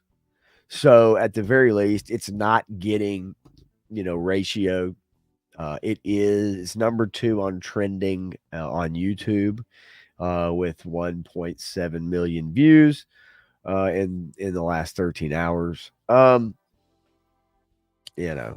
Lucasfilm probably slipped an envelope or a attache case to YouTube and said, "Please push our Skeleton Crew, please." Anyway, so that's that. I mean, I don't know. There's not a lot to say about it, right? I mean, it is what it is. I'll check it out. I will watch it. And, I would love, look, I'm like y'all, I would love nothing more than if kids loved Star Wars, if they loved it. But, like, I don't think kids are ever going to love it as much as we did. And even the people that grew up on the prequels, like, that's their Star Wars. Even those kids, like, it's different. If you were around in the time period where the figures and vehicles and the movies were still out or coming out and waiting, if you grew up in that time period, I just don't think that anything after that is going to be close to it. And now that Disney has run it into the ground, they have such an uphill fight. There's just no way. Clint Jorgensen says, "Did you guys hear that AI written screenplays may be eligible to be nominated for Oscars?" I did not, but you could see that coming. Now, why did all those writers strike then? What was the writers' strike all about? Right? Like, what was the point of that then? Because they didn't want scripts being written, stories, shows being written with AI. But that's exactly what's going to happen. I mean, the demands that they were making were outrageous in that writer's strike. But that was one of the points, right? I did see where Robert Downey Jr. recently said that he does not want to be recreated or whatever in AI. And even after he's dead, he has set it up so that whoever tries to do that will get sued. So if Disney or whomever, like his lawyers, he has it set up after his death. Liquid Identity 101, people are even tired of hate watching things. Yeah, I agree. I agree to an extent. I think people are. I really do. Joe Fan 84, I wish Lucas would do what he wants. He said 7, 8, and 9 were going to be an offshoot. And he's going to make them the way it intended. And if it went by the books, it would have been awesome. Yeah, I mean, look, Lucas is really old. He's not in good health. It's really sad to watch him walk now. It really, truly is. But I will tell you this. I was well and enough an adult when the prequel trilogy came out. Tony's Figs in the house. What's up? How you doing, buddy? On West Coast flavor. And so I remember they were not well received. We waited many, many years for George to do something with Star Wars. We had video games. We had books and comics. We waited. And I never forget going to see not the Force Awakens, the fucking Phantom Menace with my cousin. And I remember walking out of that movie, and I'm sorry, but it was like, here? I mean, that's just what it was like. And so even George stumbled. He made up for it with Revenge of the Sith, but that first movie was rough. I don't really care for the second one. I know my cousin does. He likes it, but I don't care for it. I think it's way too long and really, really kind of boring, to be honest with you. And I think it has some of the worst dialogue ever in cinema. But other than that, it's all right. Let's see here. War Chest says it's cool to me, kind of like TV stuff they did in the 80s, Ewok Adventure. Right. So that's the thing, right? That's why I want to give it a chance, because that's what it reminds me of, War Chest. I mean, I think, that would be fun. And I would be into that if the Skeleton Crew, if that in fact is what it turns out to be. Now, again, I was younger when those Ewok shows came out. Those were not good. I mean, they weren't good. Objectively not good. And even as a kid, you knew something was off about that shit. I mean, it just was like, and you had all the creature effects and everything, but even then it's like it can't take the place of a bad script sometimes. But I'll give it a chance. I'll probably review it, at least the first couple episodes. I thought that Star Wars shit from Disney was bad. Then I tried to watch Time Bandit shit on Apple TV. I stand corrected. Yes, that pretty rough. I agree. And I also could not get through that. Joe Finn says, I was 15 when it came out. I kind of liked the pod race. It was cool. I remember the pod race scene, but everybody talked about how long the pod race scene was. It took forever. And it did. I mean, it was like 10 minutes of the movie at least. And it was like, okay, this is cool, but like, you know, we never had anything like that in Star Wars. You know, it's quick edit, cut, get to what the meat of it, right? We didn't need to see Anakin to believe in Anakin. We didn't need to see him pod race for like 10 to 12 minutes. Since I would have made it where Obi-Wan found Anakin during the Clone Wars as a young pilot. Yeah, so a lot of us wanted to see out of the prequel trilogy, we wanted to see Anakin and Obi-Wan's relationship. And you had the Clone Wars, so why didn't we get to see much of the Clone Wars? We barely got to see any of it. I'm glad the Clone Wars animation came out. I adore that series. I do like it a lot, and I'm glad it fleshed out a lot of things. It does kind of fundamentally change some things, but I do like it. Mid Joseph says OG trilogy, absolutely. And then Joe Fan says, you know, they were terrible. If you're, you know, mentioning or at least talking about, obviously bring my Steely Dan back up here, the prequels, but yeah, Matthew Matson, Lucas version of 8 through 10 would have been weird garbage. I've seen the treatments. It would have gone in a direction no one else wanted. If you're talking about the wills and yes, I don't think, I mean, here's the deal. The reality is the reason why Disney changed it is because they probably read it. They probably went, this ain't gonna fly. And like we remember in 99 and 2002 and 2005, you kind of pissed everybody off. It was like, we're not going to go down that road. And then they went and pissed everybody off. So go figure. And I agree, Mendoza. Time Bandits was a classic. Why mess with it? I saw that shit in the theater when I was a kid. Yes, Eric, get Penguin. Watch Penguin right now, immediately. New episode comes out in 2 days. Watch it. It is fan-fucking-tastic. Yeah, 16 minutes pod race scene, war chest, exactly. And Joe Fan 84, not the prequel, but oh yeah, no, the Ewok stuff. Yeah, no, it is terrible. Yes, it is brutal. It is objectively bad. There's no subjectivity to it whatsoever. You'll find very few people. Now, the premise, the idea of it, made for kids, children's adventure, fish out of water story, whatever. I don't know. Kid gets lost, lives in an Ewok village, whatever the fuck. Or, you know, you get the family and whatever. So the idea is there. But the reality is that it was not good. Okay, so let's take a look real quick. Let's see what you guys are going to be spending your money on in the month of November, shall we? Every movie coming to theaters in November 2024. And already I see a few really shitty movies on this splash screen. This page right here. Good God.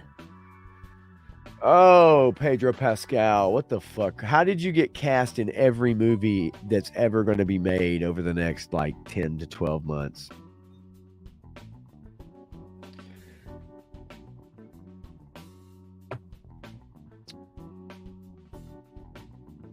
Yeah, Eric. Yes, Joe Fan.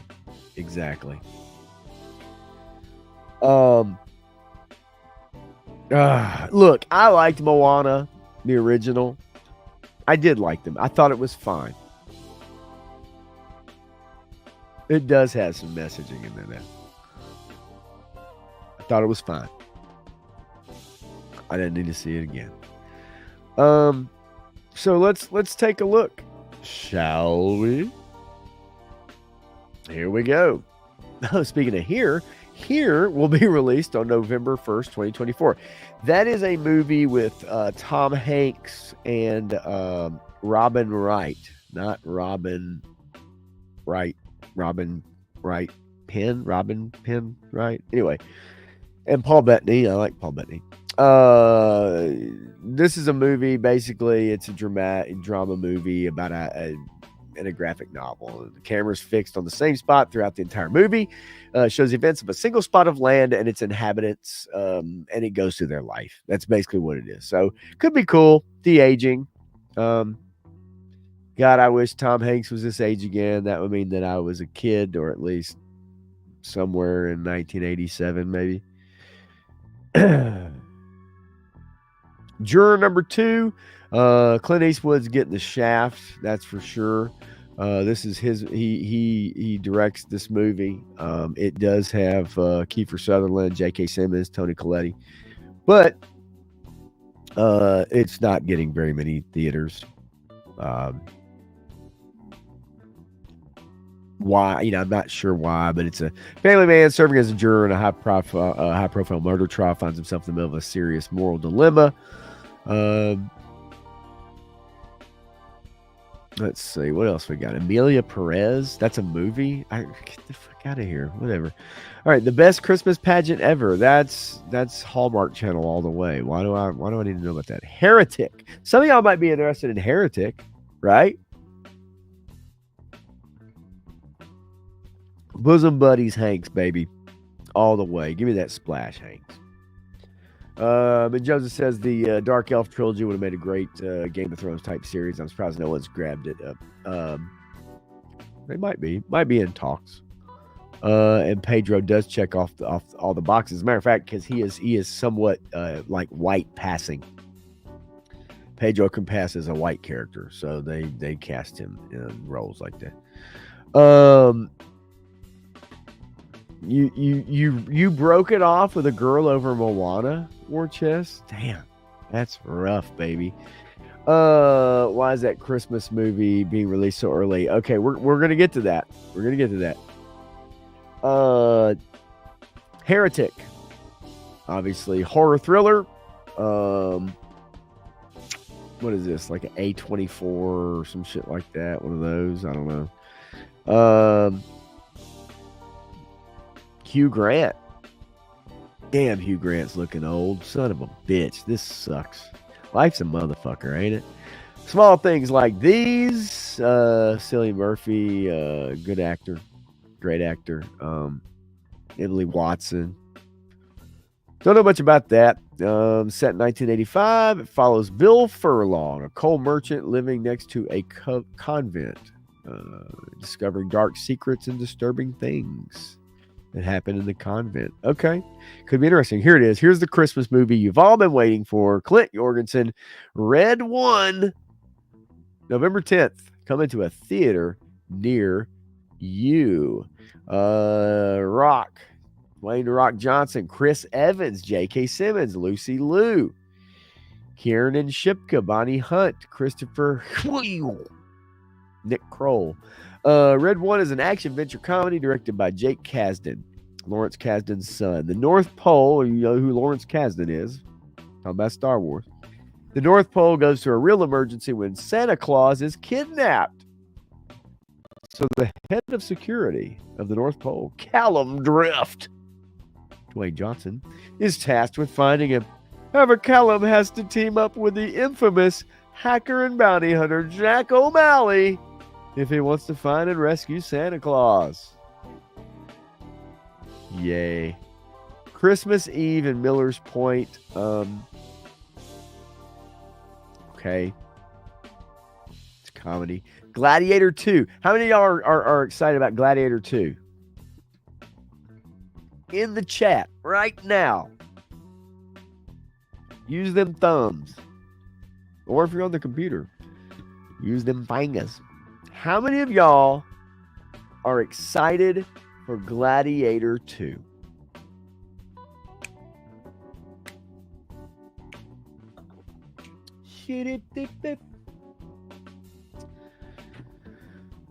Yes, good wrestler.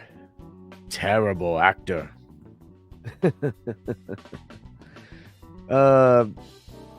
3-star draw says I'm waiting for it. I think it looks pretty cool. Gladiator 2, I assume. Pretty sure.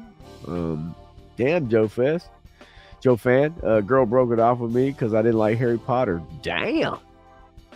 That's rough. Maybe you could have convinced her to watch the Legends series live stream. gaming stream, and she would have fallen back in love with you all over again.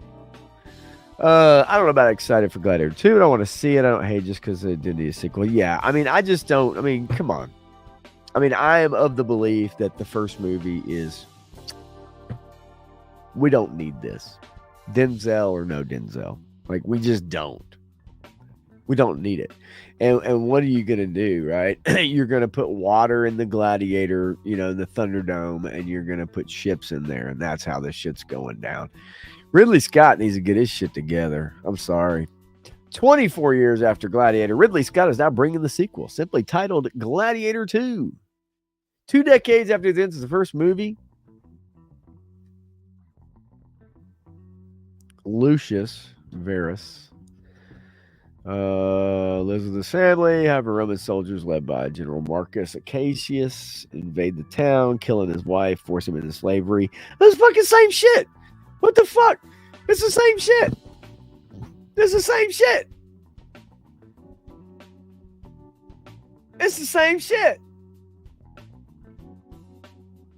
We're getting the same fucking movie twice. What the fuck? Hell no.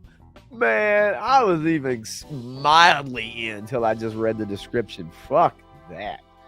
Okay, here we go. You watched last Friday, you know my thoughts. We didn't need this. Oh, red one. Okay, I got you, buddy. Edward Furlong looks like he challenges lesbians to arm wrestling matches when he's not washing dishes at Waffle House. Damn! War Chest. When's the last time you saw Edward Furlong? I hadn't seen him in like 27 years.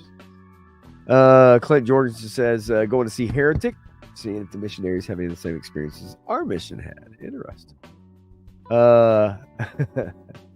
Heretic, you know, probably. I mean, look, horror's been solid for a while now, right? They've done a good job. We went over this last night on 3-Star Draw's channel on his Howler stream, which was fun. War Chest is on there. Jay Astro. Speaking of Jay Astro, where the hell is he?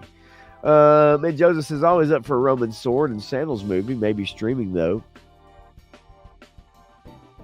Streaming for me, and honestly, I probably will never ever see Gladiator 2. It's not like I'm gonna go out of my way not to, but like it just won't.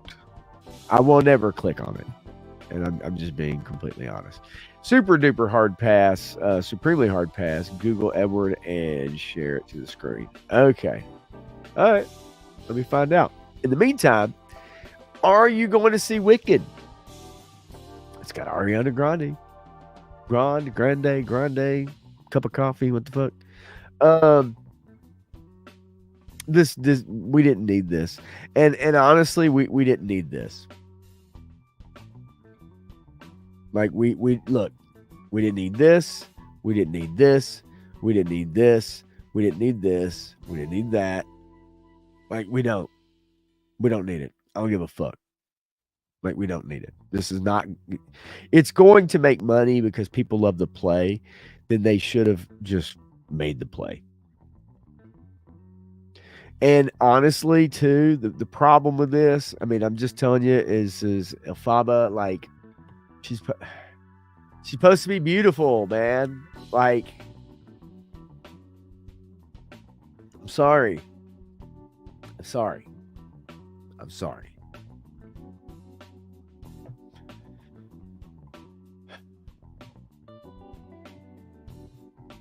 God damn it. Moana 2. November 27th. Fucking Thanksgiving, y'all. Let's thank the natives for our bountiful pleasures. They replaced the voice actress, I believe, right? Or is that in the weren't they doing live action Moana? What the fuck is this? Like, are we getting both of those? I don't know what's happening anymore. 3 years after the events of the first movie, Moana 2 reunites viewers with Moana, who receives an unexpected call from her wayfinding ancestors, and forms her own crew, and they're all women, except for Dwayne Johnson's Maui. And I guarantee you that the wayfinding ancestors are all going to be women. And the men in the movie are goofy and dumb and know nothing. I'm just going to go ahead and put it out there. Maria. I don't know anything about this movie. Angelina Jolie as Maria, biographical psychological drama movie directed by Pablo Larraín. Maria tells the story of a real-life opera singer, Maria Callas, played by Angelina Jolie, following the final years of her life. Never have I been less interested in the final years of the life of Maria Callas as with Angelina Jolie playing it. Wow. One comment on this article by Ethan, and Ethan says, sheesh.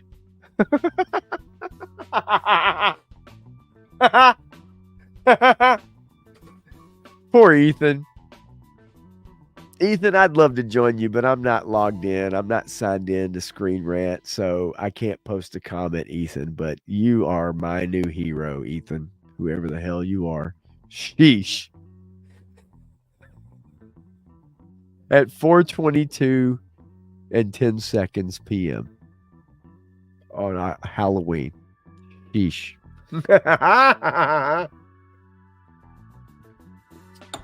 You're my hero, Ethan. You have a Screen Rant account. Oh, God. Anyway, so there's that. Yes, exactly. Liquid Identity. Ethan, excellent summary. All right, so let me scroll through the chat and make sure I didn't miss anybody that was calling me out for being mean to the wicked people. All right, Edward Furlong. You're going to get your wish. War chest. Ooh. Oh, no. Well, that's not a good picture. I just want to know, War Chest, what am I looking for here? Because that is absolutely... Nope, don't want that. Don't want that. Kind of don't really want that either. The hell? Let's just go through them all, shall we? Let's just move me around the screen. There we go, baby. So, yeah, that's rough, right? That one's rough.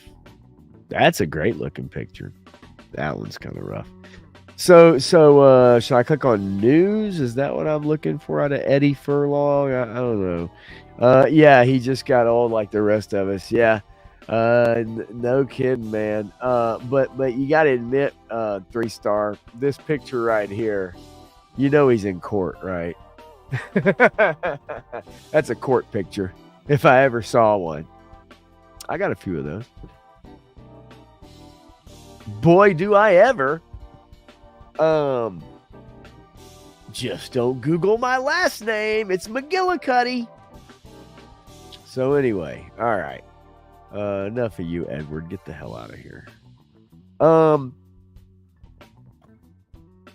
Avengers, assemble. Really? I mean, I like some of y'all. I do. Oh, God. I can't wait to show y'all this photo. Scarlet, please. You're having issues. All right. And I'm going to pull up Twitter as well.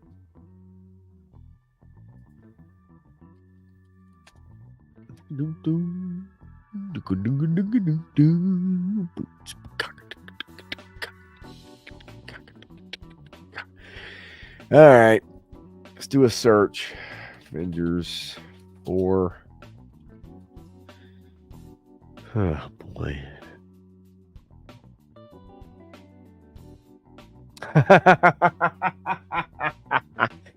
This is pretty good, actually.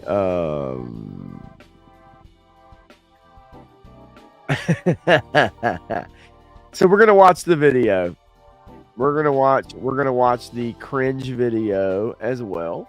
I hope the sound comes through. It's on Chrome, so it should. Let's go ahead. Let's go ahead and pull the video up. And turn this down. All right, you guys, let's watch this cringe shit together. Tell me if the sound is coming through. Turn comments up. There we go. Hi, you guys. Hi, Avengers. Why? Jumping on the call. Whoa. I think you mean assembling. I said Wow. assembling. Don, that's pretty good. No, that was funny. Scarlett, it is our pleasure to come together and to get the vote out this election. Yeah, get the vote how can we out. be of service? Well, Yeah. how about we start with what our voting plans are going to be, who we're going to bring to the polls with Yeah. us, that sort of thing. Just to, I think Kamala Harris needs a catchphrase. Ooh, Wait, yes, what? definitely a catchphrase. Wait, who? Wait, what? Wait, what did the Avengers just say? Wait, hang on. Let me back that up for a second. What? RDJ, Dr. Doom, what'd you say? polls with us, that sort of thing. Just to, I think Kamala Harris needs a catchphrase. Oh, let me think of a couple. Let's see. We can be unburdened by what has been, right? Unburdened by what has been. That's a great one. Let me think of a couple others while we're listening to this. Ooh, yes, definitely a catchphrase. How about this? I'm just Mhm. off the top of my head. I can do this all day. Oh, like she's done for the last 4 years. Shut up. I hate it. Okay. I mean, it's original, but What about something punchier like, Oh, boom. You looking for this? Iron Man? Well, no, that's what happened when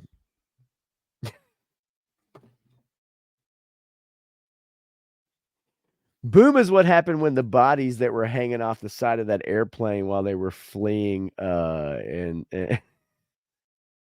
boom is what it sounded like when they were hitting the ground as we withdrew our troops. Two, everybody loved it. okay, again, I think we're just trying to get out the vote. Kamala forever. That's better. Okay, how about I'm down with democracy? It's just clean, it's simple. Okay, I like that. Whoa. What? I'm down with democracy.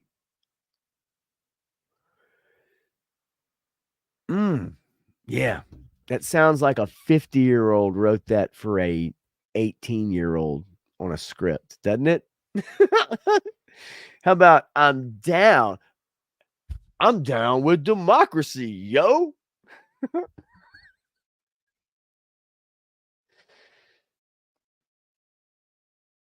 I liked the Avengers. I'm down with democracy. It's just clean, it's simple. Okay, I like that. It's hard to argue with that. Kamala Harris down with democracy. Oh, yeah. I'm Kamala Harris, and I say down with democracy. Oh, you mean down as in like, let's get rid of democracy, right? Like down with democracy. As in, like down, right? Because I think that's what we've seen. I don't know if that sounds the way we want it to sound, though. I think we just need, can we get some production though? Jarvis? My name's not Jarvis, but whatever. Oh, yeah, that's right. Down with democracy. Down with democracy. Is that what we mean, though? Yeah, together we're going to tear down democracy. And we're going to tear down democracy. So the Avengers are assembling to tear down democracy with Kamala. That's interesting. I'm going to need some more wine for this one. Hang on. We got to tear down democracy. So listen, man. You might be checking out right now. You might be clicking off. You might be going to another channel. You might be watching one of somebody's reviews at this point. I understand. This ain't the fucking message. Yo. This ain't the fucking message. Don. What the fuck are you talking about? You fucking piece of shit idiot. Empty fucking vessel with a high school education, adult fucking pretender that Gavin Newsom marked as essential in fucking employee during fucking COVID while everybody fucking else was figuring out what the fuck they were going to fucking do for a living. Don.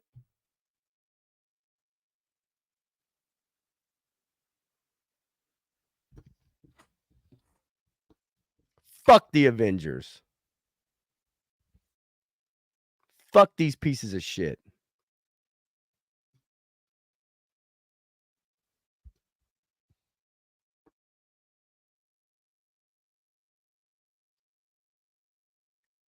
We're going to finish the last 22 seconds.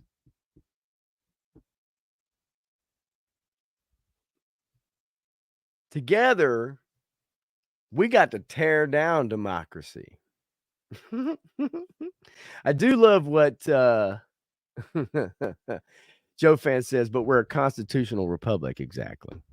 But in the spirit of being transparent or whatever,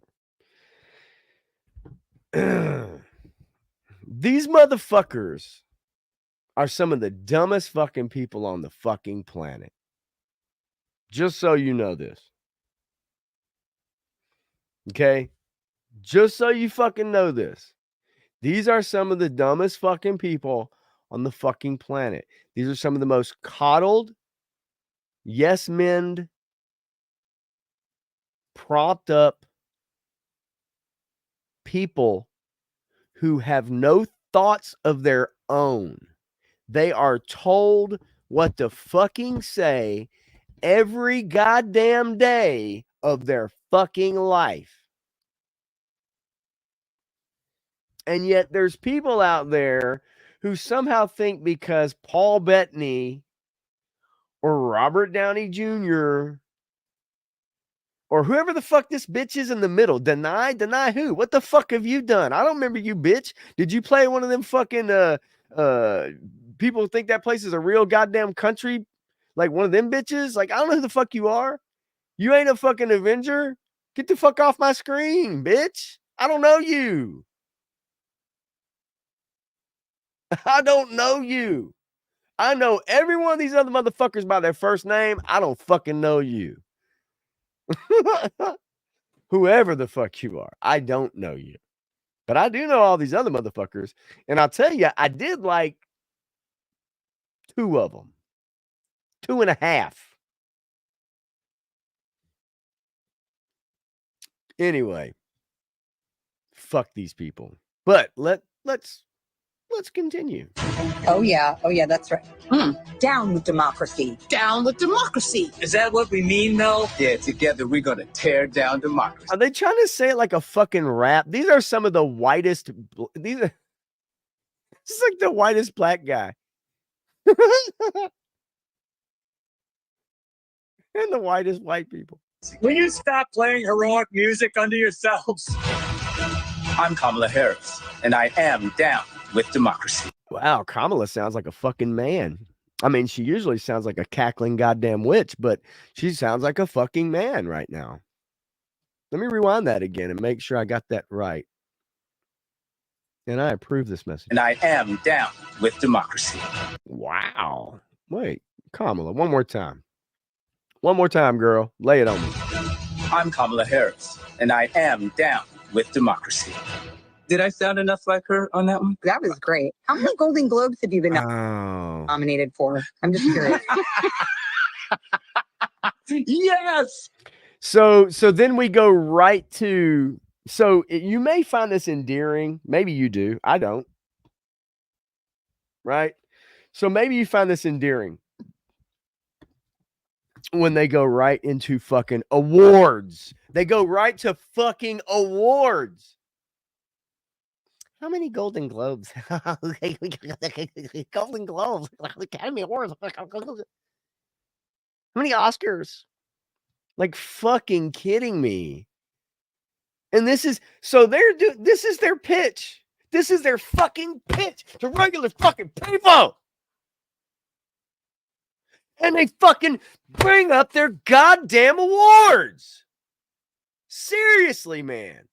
Like, what the fuck? And you think I'm overreacting? I'm telling you, man, these motherfuckers. People put stock into what these fucking people say, and they think that they're intelligent. And they're like, well, fuck, if Robert Downey Jr. is voting for, well, fuck, I got to. I love him. I love that guy. Like, this shit is, it is fucking arrogant. And they're having the time of their goddamn life. They're fucking living this fucking shit up. Just living this shit up. They think it's just the funniest fucking shit.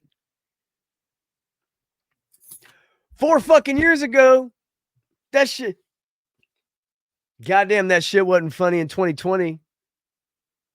Fucking peaceful goddamn protests. That shit wasn't fucking funny. Shit wasn't funny when eggs are $6 a goddamn fucking carton. That shit ain't fucking funny. I didn't see the Avengers assembling then.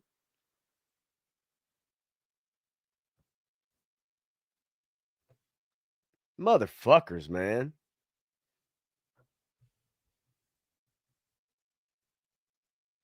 Fucking stupid motherfuckers, man.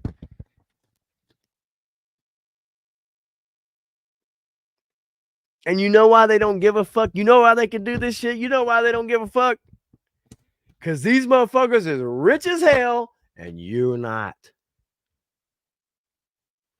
They can talk about socialism all day. They can talk about everybody and their fair share, and they can talk about equity for everybody. Do you think Robert Downey Jr. would turn over his fucking mansion to a bunch of fucking immigrants?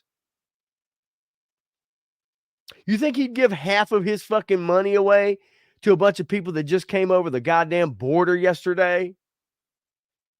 You think his kids, do you think any of these people's fucking kids are going to fucking public schools where 60% of the kids in that school don't fucking speak English?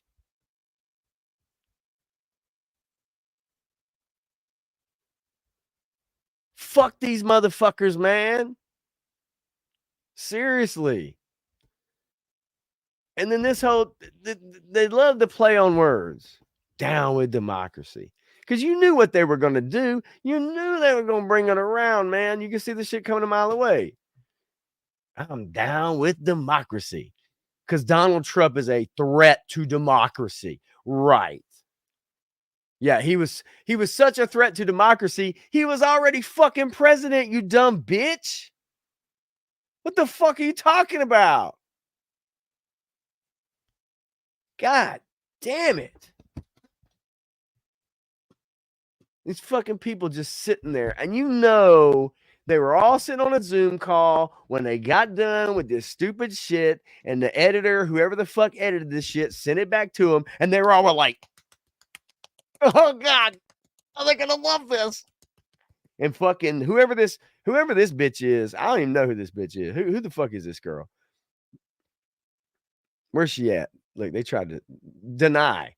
Flicking her fucking bean to this shit. When the editor sent her, they fucking flicking her bean to this shit. Probably just like, we did it, guys. We fucking did it.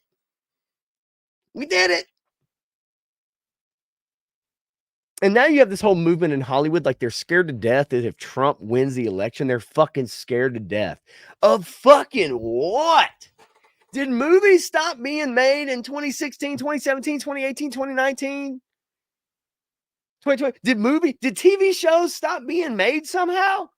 Did all these motherfucking Avengers, if I'm correct, fucking correct me. Were those Marvel movies more or less popular from 2016 to 2019, 2020 pandemic? You fucking tell me, were those movies more or less popular? Did these movie stars on the fucking screen make more money than they've ever made in 2016, 2017, 2018, 2019? into the fucking pandemic. Thank you, fucking China. So the thing of it is, these motherfuckers, what is their problem? What are they worried about?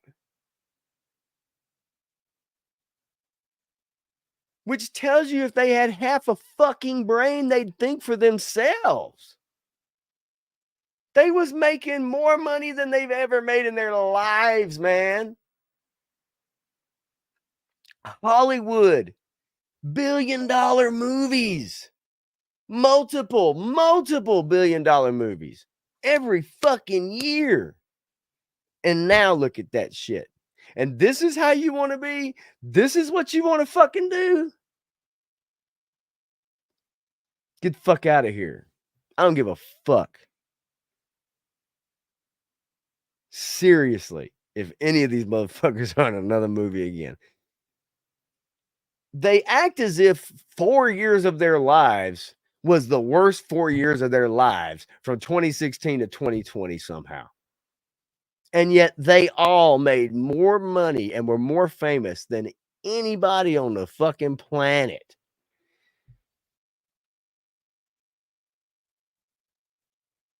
I mean, think about that shit, man. Seriously. And even still, even if he wins this election, what is going to fucking happen to Hollywood? What is going to happen? Nothing. They fucked their own jam up. They fucked it all up. And Liquid, here's the deal. I'm not saying it all ties into politics. That's not what I'm saying. They're shilling for a candidate. I'm not saying all of this ties back into politics because there's no all of this. This is just one of the segments that I'm bringing up on the show.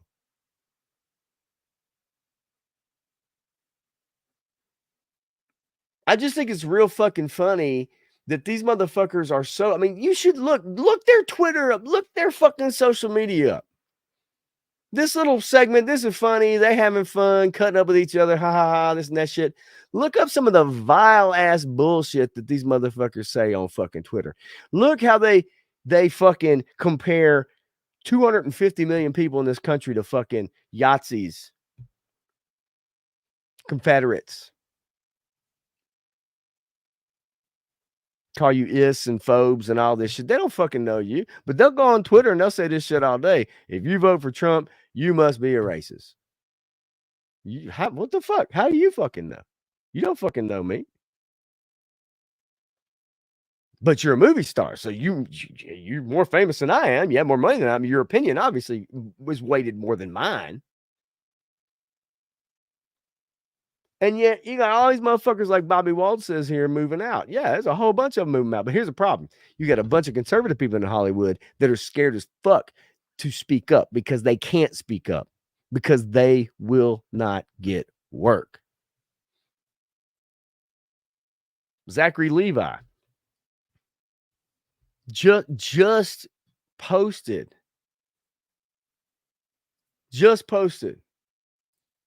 a post begging people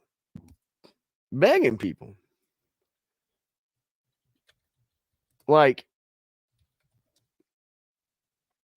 don't be a sheep. Don't follow the herd, right? But he talks about this. He talks about being a conservative in Hollywood. And you can't speak. You can't say. You shut up. Because if you speak out or you even just make it known that you follow somebody on social media, you will be run the fuck out of town.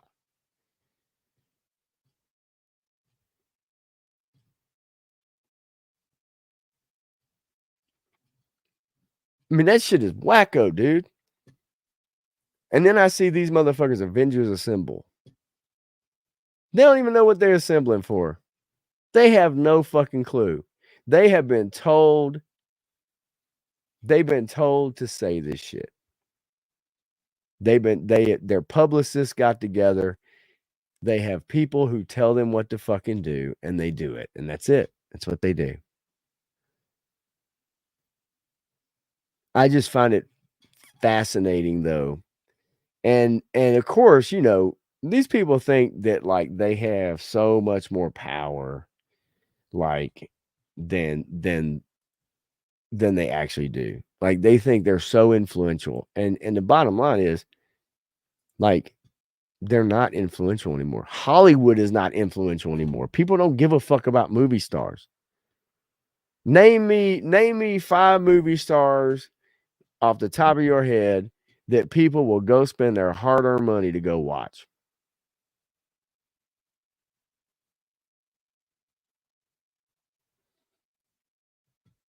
Exactly. They can. They should. And look, they can talk about, they can speak out, they can say whatever they want. But they're the ones that come out looking like fucking idiots.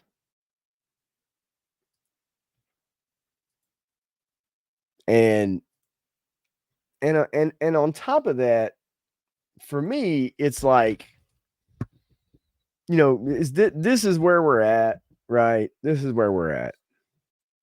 This is where we're at with politics. There's always been celebrities that have spoken out. There's your Jane Fondas and your Ted Turners, right? There's always been people, you know, celebrities, right? And don't fuck with it. They think they're more important than you are, and they feel their opinion is more important than yours is, and they're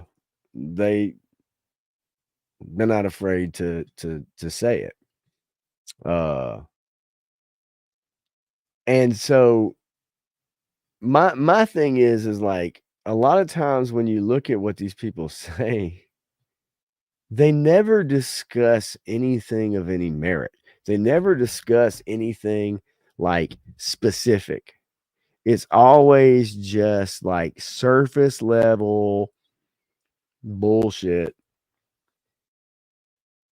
And then they feel as if their position, and I get it, they're famous. They've been told yes for 20 plus, 30 plus years or more. No one's telling them no. So, of course, they feel self important. You know, I mean, I think the thing is they show their ass. And when they make a video like this,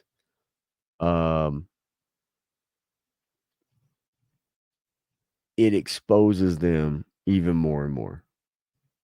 As if it wasn't already the case. Like, as if it wasn't already, like, you know, that people don't think that they're fucking idiots already. Is it cute? Yeah, I'm sure there's going to be a bunch of mid-40s white women with super white guilt who think it's just the greatest fucking viral thing on earth. You know, people that hold Juneteenth celebrations for people they don't know, thinking that it's going to earn them brownie points into heaven or with their newfound friends. I don't know. But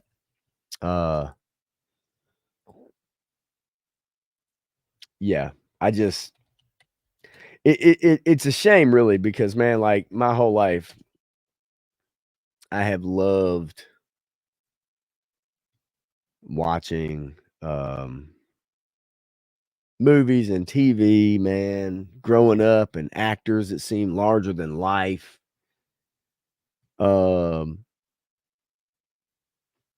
Like, you know, I mean, like we all have, right? Like we all have. But the more and more that I hear these people talk, and the more and more that I watch their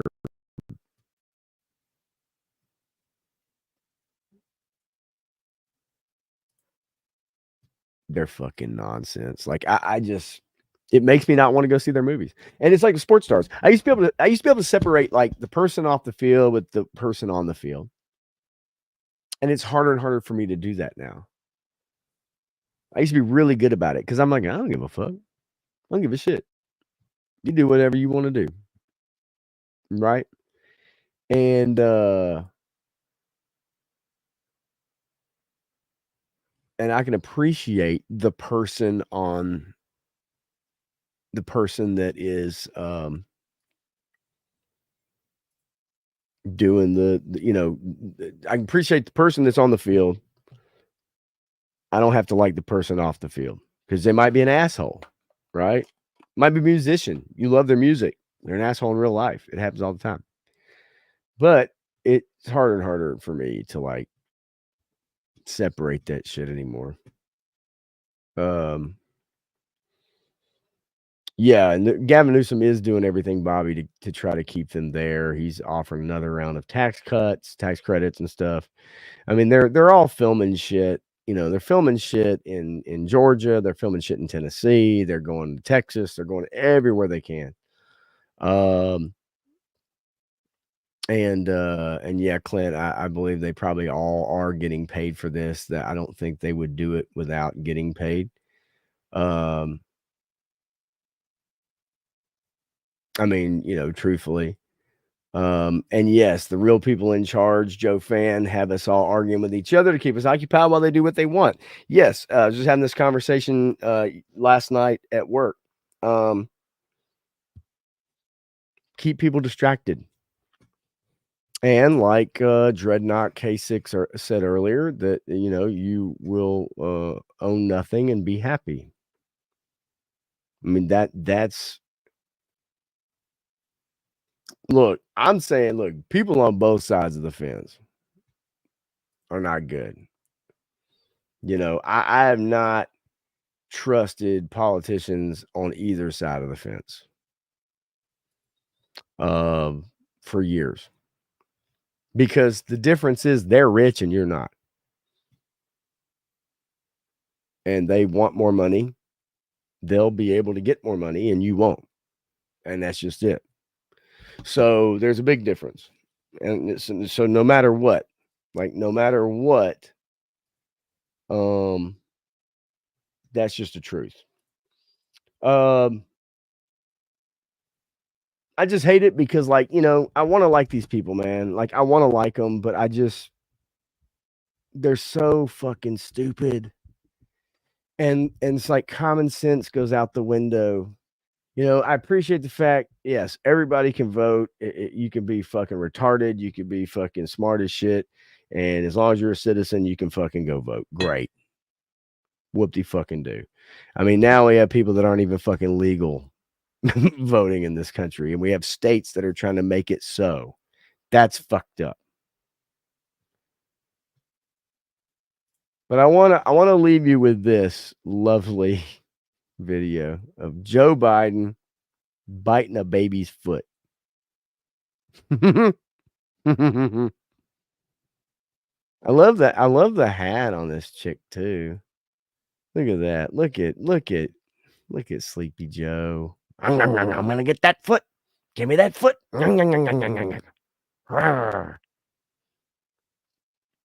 I mean, listen, man. At this point, the guy's MIA, right? They have shut this poor guy out. Like they have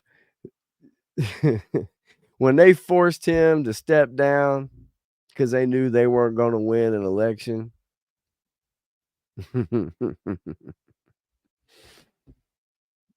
And now you ain't heard a goddamn thing from this dude, except for the fact that he called everybody who votes for Trump garbage. That's always a good look. See, that's my whole thing, man, y'all, is that, look, when it resorts to like name calling, right? Then it comes down to, if you support this person, you're a racist, you're garbage. That is their game plan. That's what they do. They use names and like call you names and try to scare you with your job and employment and social standing to get you to believe in their ideology. right? And for a long time, people on the opposite side, they try to reason, they try to be the nice guy. They try to go, hey man, I'm not racist, man. Like, look, I don't say nothing. That's not enough. That's not enough for them, right? It's not enough for them because you don't go out of your way to recognize somebody's pronouns. No, they want you to say them, so they want to force you to say them, right? You know, this shit is weird. It's fucking weird. And I think most people just want to be left alone. They just want to work. They want to have their toys, feed their family, and they want to be left alone. And they don't want to have to call somebody by Zer or Treacher or whatever the fuck it is, especially if it's somebody you don't know and you don't interact with. So,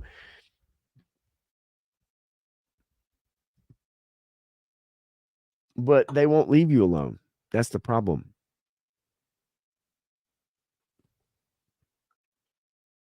You know what I mean?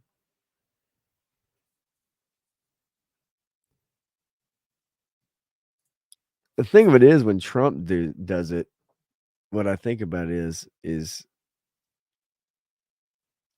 goofy. It's like, it's not in the way that I see it, and most of the times that I've heard it and even watched it sometimes, it's almost like two friends cutting up with each other.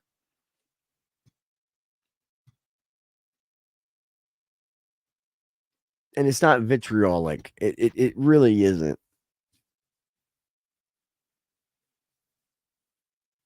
It's but I think from the other side, a lot of times it's very vitriolic and it's very intended to get a rise. It's intended to denigrate. I would dare say that,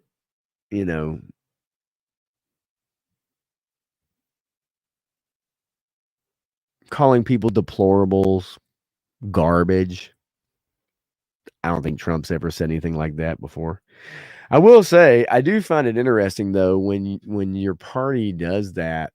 It's like, so the person you want in charge of everybody thinks that half the country is pieces of shit, and they make it known they feel that way. That's interesting. So I don't know how you could lead people or, whatever, if you literally think that half your country is garbage.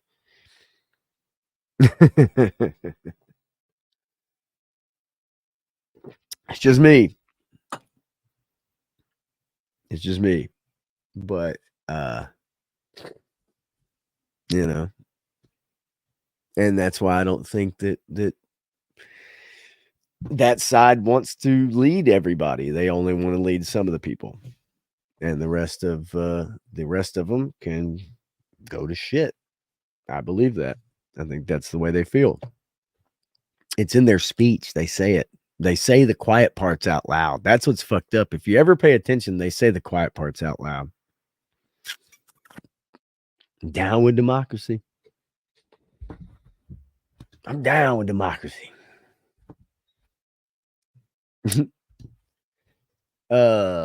Say it, Don Cheadle. I'm down with democracy. You are too.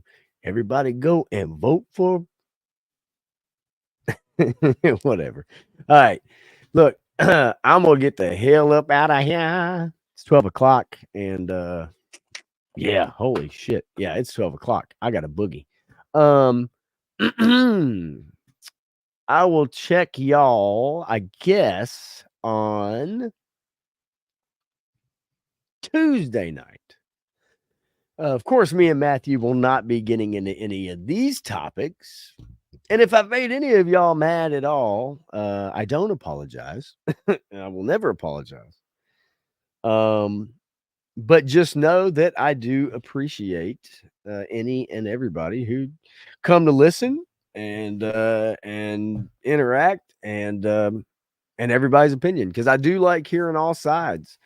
definitely, for sure. But you know, this is why this is called unfiltered, because occasionally I will probably say some stuff and may or may not agree with it, and that's okay. It is what it is. But after this upcoming week, you know, probably won't be touching a lot on politics after that. Uh, Hopefully, we'll get back into some actual good pop culture stuff and some good shows and some good movies coming out, and so we shall see. Uh, yes, Joe fan, I'm with you. um, and yes, Bobby, the accent switching is true. It does happen. It has been happening, and the shit is weird. I mean, it just is. It's fucking weird. Look it up. Um, if you can't be yourself, then you're trying to be something to everybody, and that means you're trying to be something different to each group, and you're not being yourself. So that means you're being fake as fuck. So that shit is weird. Anyway, so yeah, so look, Tuesday night, Matthew Matson. I'll be there on it with him. The evening blend. We'll get into some movie talk, some TV shows, probably, and see if we can dig up any good news, any good stories for you guys. So come swing by 10 p.m. Eastern, 9 p.m. Central on Tuesday night here on my channel. And we're going to get her done, y'all. I appreciate y'all hanging out for real and hearing me out. And if you watch the replay, hit the like button. If you hadn't hit the like button by now, hit the like button. We'll get all 18 of them. Y'all have a good night, and I am out of here. See ya.